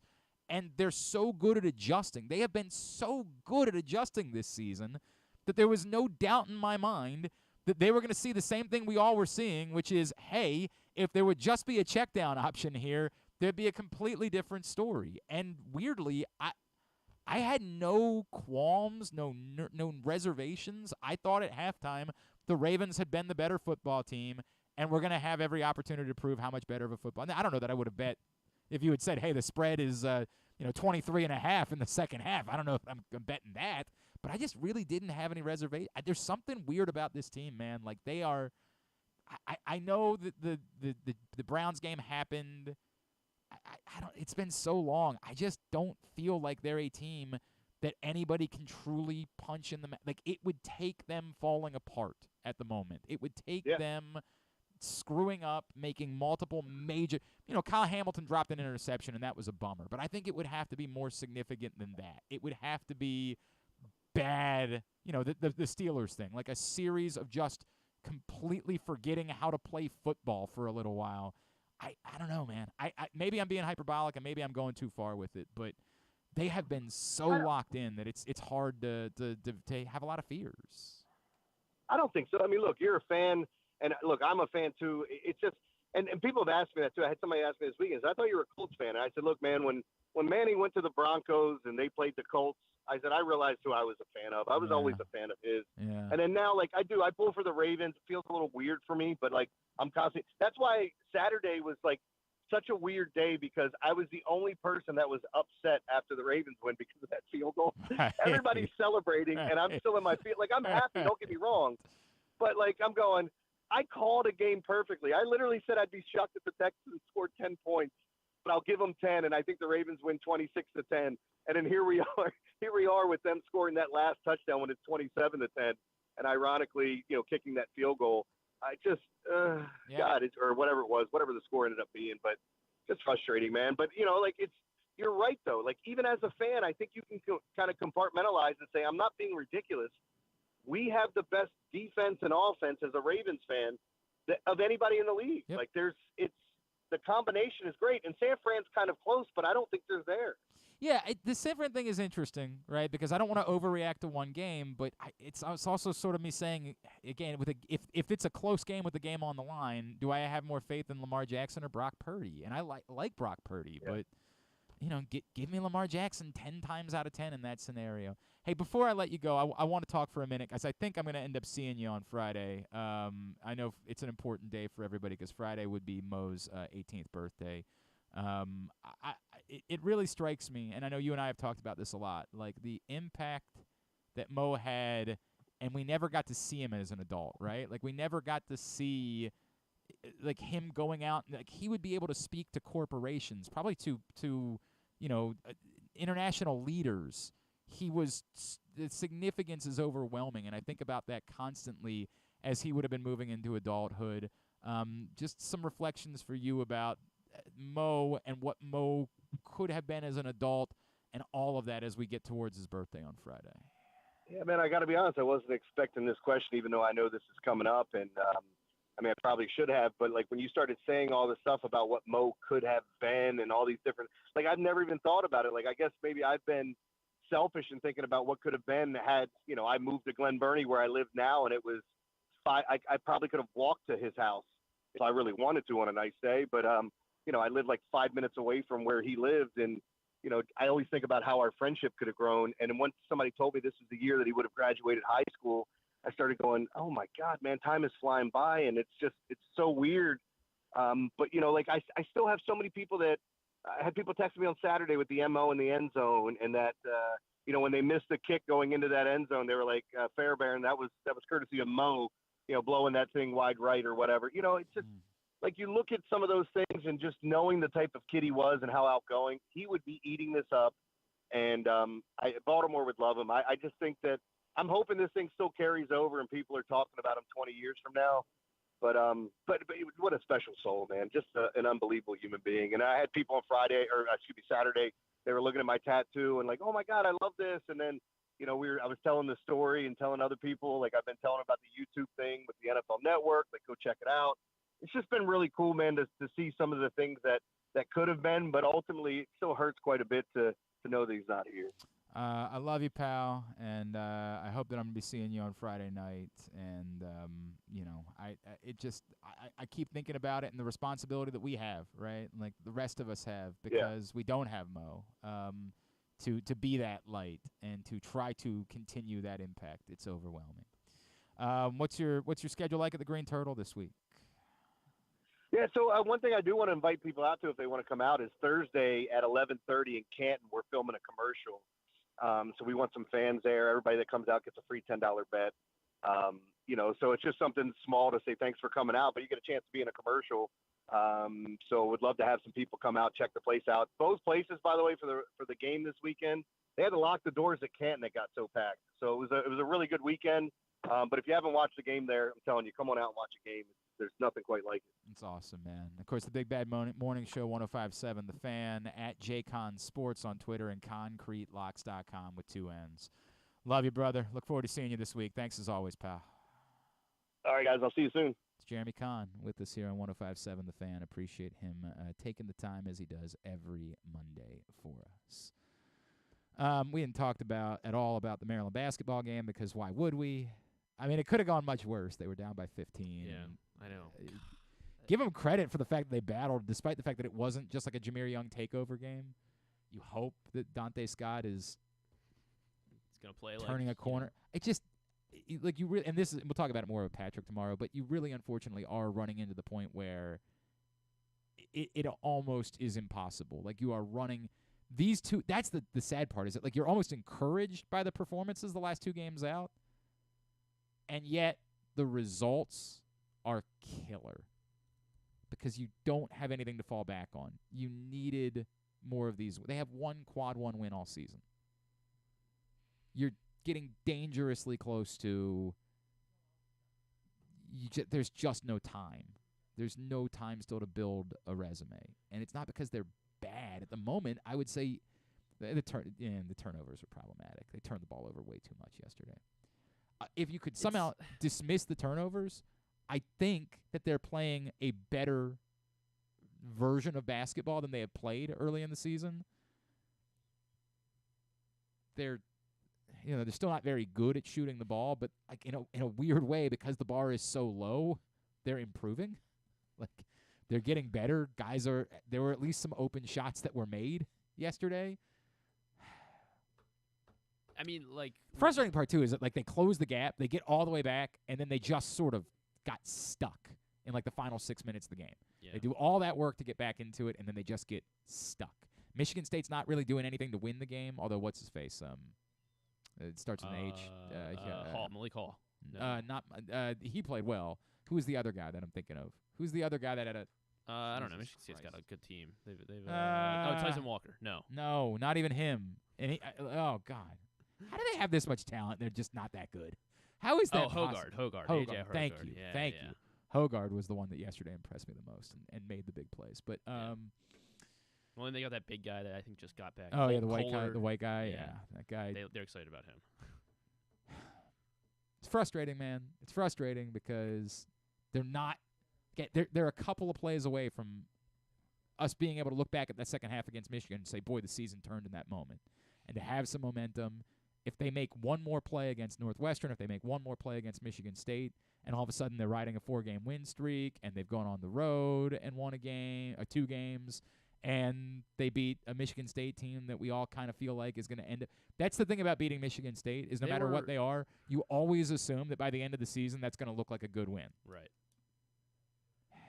Just a bummer. Just a real bummer. Because they can be so good when they're all playing well. Like when the big 3, as Robbie Hummel calls them, are all on. Like Juju is when he's playing well. And he just didn't play well against Northwestern, right? Like he didn't play well yesterday. I mean, obviously he was great against Illinois. Yesterday he was good, and he actually made a couple of free throws. He had that one play through the double team where he got to the basket that was really impressive. Yeah. Not a whole lot more to say about that. What did Towson do on Saturday? Towson won. They clobbered Campbell. Good. Yeah. So they backed up a big win, obviously, against Charleston. Well, Campbell's not very good, but yes, they but won there's a game there's something about Towson after a big win where like I just need to like who did they lose to after they beat Wilmington? They lost at Northeastern. They beat Stoney and then they lost at Northeastern. Okay, all right. After that, the big one on Thursday night. Drexel, yes, comes into Thursday the night. TU Arena. And that's not on Monumental. Just I guess that must mean the Wizards and the Capitals are playing on Thursday. Yeah, I guess that's so. very frustrating. On TowsonTigers.com, it says MeTV Baltimore. Yes, that's that is the digital sub channel of WBAL. Oh, okay. I don't know if you can stream that. I don't know if that's an option, and that's a shame because I believe I'll be there. So you're going on. Yeah. You know, I don't know that I have plans on Thursday. Maybe I could talk. No, the kids have school on Friday. I can't talk her into letting me take the kids on Thursday. Oh man. No, I don't blame her. I actually don't get they don't get rewards on school nights. Like on school nights, you gotta Come on, man. Like, we got to lock it up. The next day's Friday. It's this is like their Friday of, today. AFC Championship Today is game. like the 4th day of school that they have been to in a month. They're not getting anything done on Friday. It's gonna be there's gonna be the Purple Friday. It is the Purple Friday. Like, You're no right one's about gonna be that. focused. Yeah, on I don't school. think I can talk her into it. I don't think that's possible. It's Towson Drexel. Got to figure out how to stream MeTV Baltimore. Somebody's gonna need to help me out on that this week, please. Somebody get. By the way, all the apps are great this weekend except for Paramount Plus, and that's a big problem for me because the rest of the games this year would be on Paramount Plus. So, got to figure out what's going on there. Also, CBS has got it. Okay, so I go to watch the Maryland game yesterday, and I turn on Paramount Plus, and there's no Maryland game. I say, well, that's weird. Did it? I don't know what to make of that. So I go to the CBS Sports app, and it says there, well, you can watch the Maryland game here. Great. I found it through my phone. I went to the CBS Sports app on my phone. Okay. I turned the Maryland. I was still in the pregame, Iron Eagles, setting things up with Bill Raftery. I'm like, okay, no problem. I just pull it up on my TV. On my TV, it says, sorry, you have to watch this game through Paramount Plus. Well, I can't watch the game through Paramount Plus. I tried that. So, flummoxed and prepared to have to watch the entire game on my phone, I say, well, I got to go to work here. I got to figure something out. And I start there's a third app. It's just called the CBS app. So is it like a CBS News app almost? Or it's just CBS. That's all it's called. Okay. CBS. And through that app, and then signed in to my parents' despite the fact that I pay for Paramount Plus, they get American dollars from me every month for Paramount Plus, which I promise you I have not watched. That's not true. My sons watch Good Burger. So there is one other thing that we have watched on Paramount Plus besides the NFL. All the seasons of Survivor on Paramount Plus. Right. Well, I've never watched one. Not one. You are missing it. I would watch. Are there any Comedy Central shows that are good anymore? Probably I watched. South You know what? I Park, watched maybe? the last season of South. Or no, not the season. I watched. There was a South Park special that I watched on Paramount Plus. So I did watch that. Is there anything else that I would have watched on Paramount Plus? I don't feel like there is, because there are no other goods. Tulsa King is on Paramount Plus. I think I watched Yellowstone. I think I watched one episode of Tulsa King, and it was one of those shows where I was like, I'll watch more of that, and never did. Not a Yellowstone guy. And I know I should be because like I feel like I'm being left out of the national discourse. Yeah, it might be because half of the stuff is like the show is Showtime too. So right, you have to get another subscription, like Yellow Jackets and Billions. What's just on Paramount Plus? 1923. Which one's 1923? That's like the other Yellowstone. Oh right, yeah, that's Vegas. the Taylor, the Sheridan. Is that name? What's that guy's name? Taylor Sheridan. Sure. 1883. Is that another Yellowstone thing? Jesus Christ. I think it's actually that one. No, I think it's got to be. I think it's got to be. Let's see what else is on here. They have Paw Patrol. My kids have grown out of Paw Patrol. Transformers: SpongeBob. Rise of they the Beast. have SpongeBob. Transformers: Rise of the Beast. Is that a show? That's a movie. The new Transformers. The new Transformers movie. No chance. Zero chance. Top Gun Maverick. They're still. Top Gun Maverick is still on the homepage because obviously. I mean, I like Top Gun Maverick, but I watched it. I'm good. Mrs. Clark is probably. They don't have a whole lot. There's a Top new. Gun Maverick, I mean, this is Showtime though, so I don't think. I don't know. Like maybe I'm sure. Like at some point. So here's what I learned. The Showtime shows. I'm paying money for Paramount Plus. I should probably go ahead and cancel that after football season ends, and then just go back to doing what I do for Orioles whenever like the men's national or whenever the soccer national teams are on Paramount Plus. You do have to watch that on Paramount Plus, don't you? Like. Well, I thought some of those. I thought those were on no. Turner now. Actually, I thought maybe. Turner got the rights to the U.S. Okay, so soccer Champions League, the NWSL and Serie A are on. Yeah, I only watch the Champions League final. I don't really watch the champ. I really don't. I think that one's on. Well, I guess yeah. But if I can watch it through the CBS app, then I'm good. This is an entirely different app. They gotta get their ass together over there, man. Yeah, they gotta figure things out. It works for me because Survivor, obviously. Yeah, and I'm telling you, all the other apps stream beautifully this weekend. But last night's game hiccuped constantly. It stunk. Is there anything else from the weekend that we needed to touch on? I don't know. Zach Ertz is going to the Lions. Yeah, that was just random. now. Quite random. Dalvin Cook had a nice run. I don't think that suddenly earns him like a bigger timeshare. I think he's very much the third running back, but I guess maybe if something were to go wrong and he were to be forced to have more carries, maybe you feel more comfortable because he had a nice carry. I don't know. I think most of the Mission Impossibles are on Paramount Plus. Yeah. Okay. All the network shows. I didn't Fire watch Country. Fire Country. What's Fire Country? One of their network shows. I've never heard of that in my life. They were pushing it last night. If you say so, I don't remember that. Remember, my app stunk, so I might have missed all of those. Amazing Race, Okay. Big Brother, Yeah. all their shows. I'm not going to watch any of those. Zero chance. Tough as Nails. Right. The Challenge. Get to something that I might watch. RuPaul's Drag Race. Yeah, okay. Lip sync battle. I guess they're not making any. They're not making new. So the answer is nothing, is what you're trying to say. There's nothing that I'm going to watch. They're not going to do They like have a whole Taylor Sheridan collection here. Yeah. I'm all in on them rebooting Detroiters. If they did that, then I would be watching that on Paramount Plus. Are they doing that? Is that No. I would love that. That would be wonderful if they did, but I don't think that's the case. All right, very good. Beverly Hills Cop 2. Don't get me wrong. Old school. Okay. I don't think that's worth paying the Anchorman. dollar figure. Oh, per 48 month. hours. There we go. If you picked up the new print issue of Pressbox yet, go do it for free today at your neighborhood Royal Farms. They have the hundreds of locations around town where you find Pressbox. You can read it all at PressBoxOnline.com. It's our annual best of issue. Go pick it up today before it's gone. We might be waiting slightly before there's a new print issue of Pressbox because, there's this whole thing that's still lingering. The original Longest Yard. Great. With Burt Reynolds. Yeah. Very good. Tidbit is brought to you. You haven't sold me on anything. Tidbit is brought to you by NCIS Sydney. Tidbit is brought to you by Superbook. The other line for the week, the 49ers are 7-point favorites against the Lions. Apparently, the Zach Ertz signing does not move the needle all that much. You got a pretty good tight end there. It's weird. When I do get the picks this week, I'm going to have to a little bit think about, I will have to at least start considering the fact that I've got to close the gap on John and Little Rock. I don't know if that's going to impact my picks because here's what I'm really worried about, right? What I'm really worried about is that if we pick both games the same way this week and I'm one game down going into the Super Bowl and it's the Ravens in the Super Bowl, it would require me to pick against the Ravens, and I don't want to do that. So I want to close the gap this week. So I got to think about it. Just got to think. I don't know what that means I'm going to do. I got to think about it this week. I don't know how I feel about it.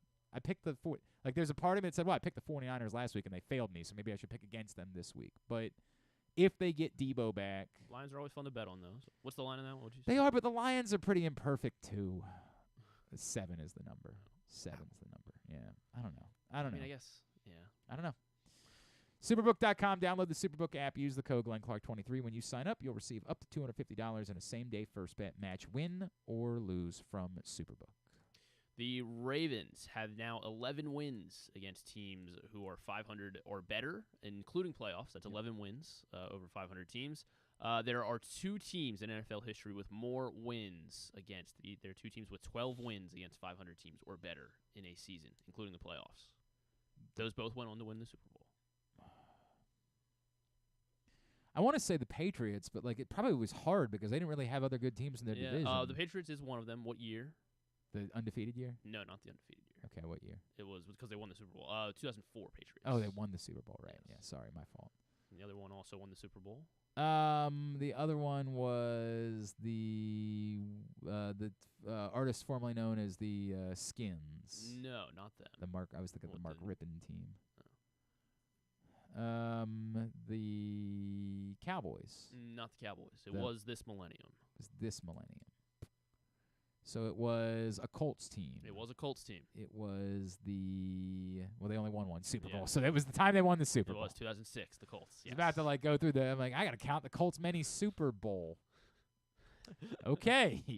And Patrick Mahomes is now moved up to 6th all-time in postseason passing touchdowns. I'm surprised it's only 6th, if I'm being totally honest with you. It won't take long before he is firmly in 2nd place. All right, so 5 ahead of him. There are 5 ahead of him. Brady's 1. 88 Manning touchdowns. Manning is 5th. Okay, well, it sounds like he's ahead of him. Yeah, he's 2 touchdowns ahead.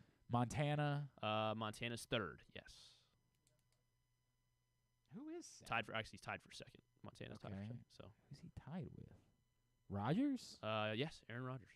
Brady, Rodgers, Montana. Number 4, Manning. It's a goofy thing because Rodgers has only won 1 Super Bowl, so you don't. But he's made it. He's been there every year for the most part. Loses a lot of NFC title games. Yeah, he's good at that. And then the other one is the other one's Marino. Marino is top 10. He is not. He's not top 5. The other one's though. Jim Kelly. He's 9th. Marino's 9th. Not Jim Kelly. The other one's John Elway. John Elway is just outside the top 10. Only 27. The other one's Stupid Roethlisberger. Stupid Roethlisberger is just ahead of Marino at 8. The other one is Might as well round it to 10 at this point. Kurt Warner. Kurt Warner will be 10th. Aikman. Aikman would be like 5th. He's a little further down. Steve Young. Steve Young is not top 10. Jesus Christ. Only 20 for Steve Young. Favre. Favre is number 4 on the list. I'm kind of surprised by that, to be honest. 44 touchdowns. And Mahomes will likely, within a year, probably get up to number 2. Number 2 is 45 right now. He's got 38. So. Very good. Well, Finished we'll number see. 7, round at the top 10, number 7.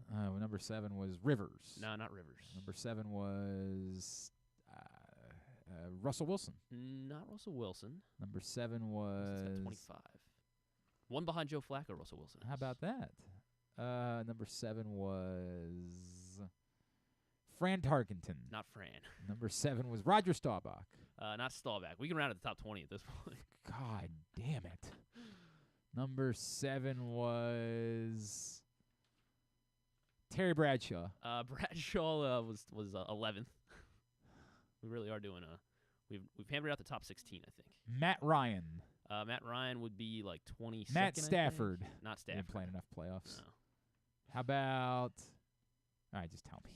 Number 7, it is New Orleans Saints, longtime Drew New Orleans Brees. What am Saints I doing? quarterback. Yeah, that's Drew stupid. Brees, Stupid of me. 37. Stupid of me. I should have gotten that. All right, very good. Tubular is brought to you today by your local Toyota dealer and buyatoyota.com. The Toyota Tacoma comes in a range of models and trim lines, so you can choose the perfect Tacoma to reflect your unique personality and driving habits. Check out buyatoyota.com for deals on new Tacomas from your local Toyota dealer today. I got bad news. Ain't much. You better be a tennis fan like your boy. If you're a tennis fan, it's a great night. Coco plays at 9 o'clock. Then it is a good night. Djokovic, Fritz after that. Like, nice little back-to-back. Thankfully, they put the Americans on early tonight. Appreciate that. Although Sinner Rublev is really good, too, and that's the late-night one tonight. And then Sabalenka plays late tonight, too. There's going to be one of the semifinals is going to be likely Sabalenka-Coco. The other one is going to be 2 players you have never heard of in your life. There is no one on the other side of the draw that you have ever heard of. Now I got to see. Griffin, not a chance in hell. If I gave you 500 guesses, okay, I won't look. You couldn't come up with any of the players on the other side of the draw. Victoria Azarenka. No, but she was there. She made a deep run, but she lost. Maria Sakkari lost, right? Yep. Griffin, when I tell you that you cannot name, what I mean is that what country? One of them is a neat story from the Ukraine. Oh man. It's what's her name? Diana Yastremska? That's the one. Is it really? That's the one. All She's right. a neat story. Ukrainian player that was a qualifier that is all the way into the quarterfinals. Did she used to be like really high? Much higher? She was higher, yes. Never like really, really high, but she was higher ranked. Linda Noskova, of course, who I had never heard of before this tournament, and I care. Qinwen Zhang is the only ranked player on that side. She's from China, and then Anna Kalinskaya, who I also had never heard of before this tournament. Those are the quarterfinalists on the other side of the draw. Sabalenka Krejcikova is pretty good tonight, and then Coco Is that Gauff. how you say it? Krejcikova, yes. Oh, okay. Marta Kostyuk is playing Coco Gauff tonight, so that'll be the first match. Is at 9 o'clock on ESPN2.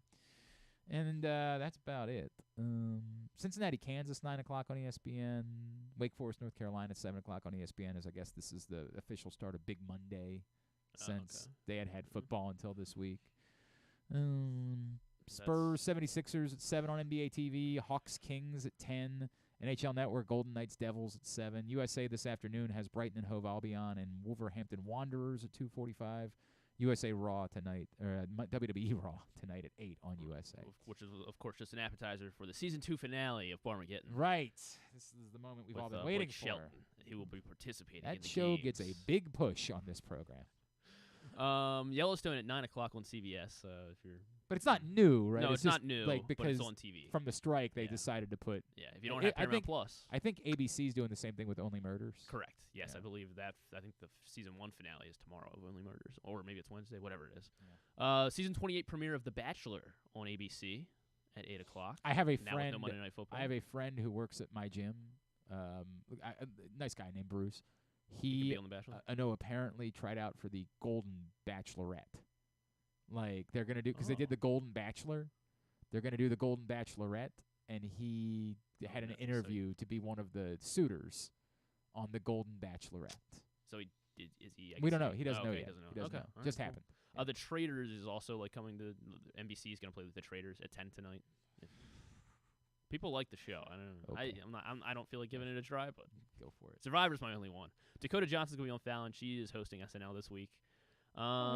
Yes, and then Judy Justice out on Freevee. This is Judge Judy, just doing Judge Judy things. Season 3. I can't delete Freevee from my I wanted to clear some space on my whatever you call it Fire Stick at home, whatever it is.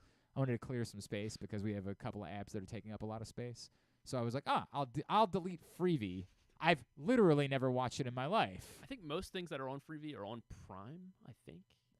Freevee, I think, is a Google thing. Okay. If I remember correctly, maybe I believe Freevee is owned by Google. So I go to they won't let you delete it. They said, oh no, I guess it makes sense. It's a Fire. If it's Amazon, yeah, that makes sense. Okay.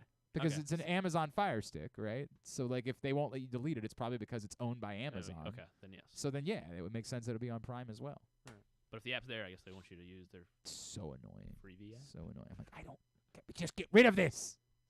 All right, very good. We done? I believe so. Excellent. Thanks today to Qadry Ismail. Thanks also to Soren Petro from down in Kansas City, and Jeremy Conn will get it up in the greatest hits section of the Oh my God, it's so good. tab at GlennClarkRadio.com. On the program tomorrow, Kevin Zeitler will join us, Ravens offensive lineman. Also on the program tomorrow, Mike Golick Jr. We'll do some of our normal Tuesday stuff. Patrick Stevens will talk some Terps, County Sports Zone Radio, and stuff and things. Thanks to everybody at PressBox, all of our great sponsors and partners, including Live Casino and Hotel, Mother's North Grill, AJ Michaels, Guilford Hall Brewery, Royal Farms, Costas Inn, Superbook Sports, Glory Days Grill, your local Toyota dealer, and buyatoyota.com. Thanks to Griffin at Griffin_Bass. Follow us, Twitter,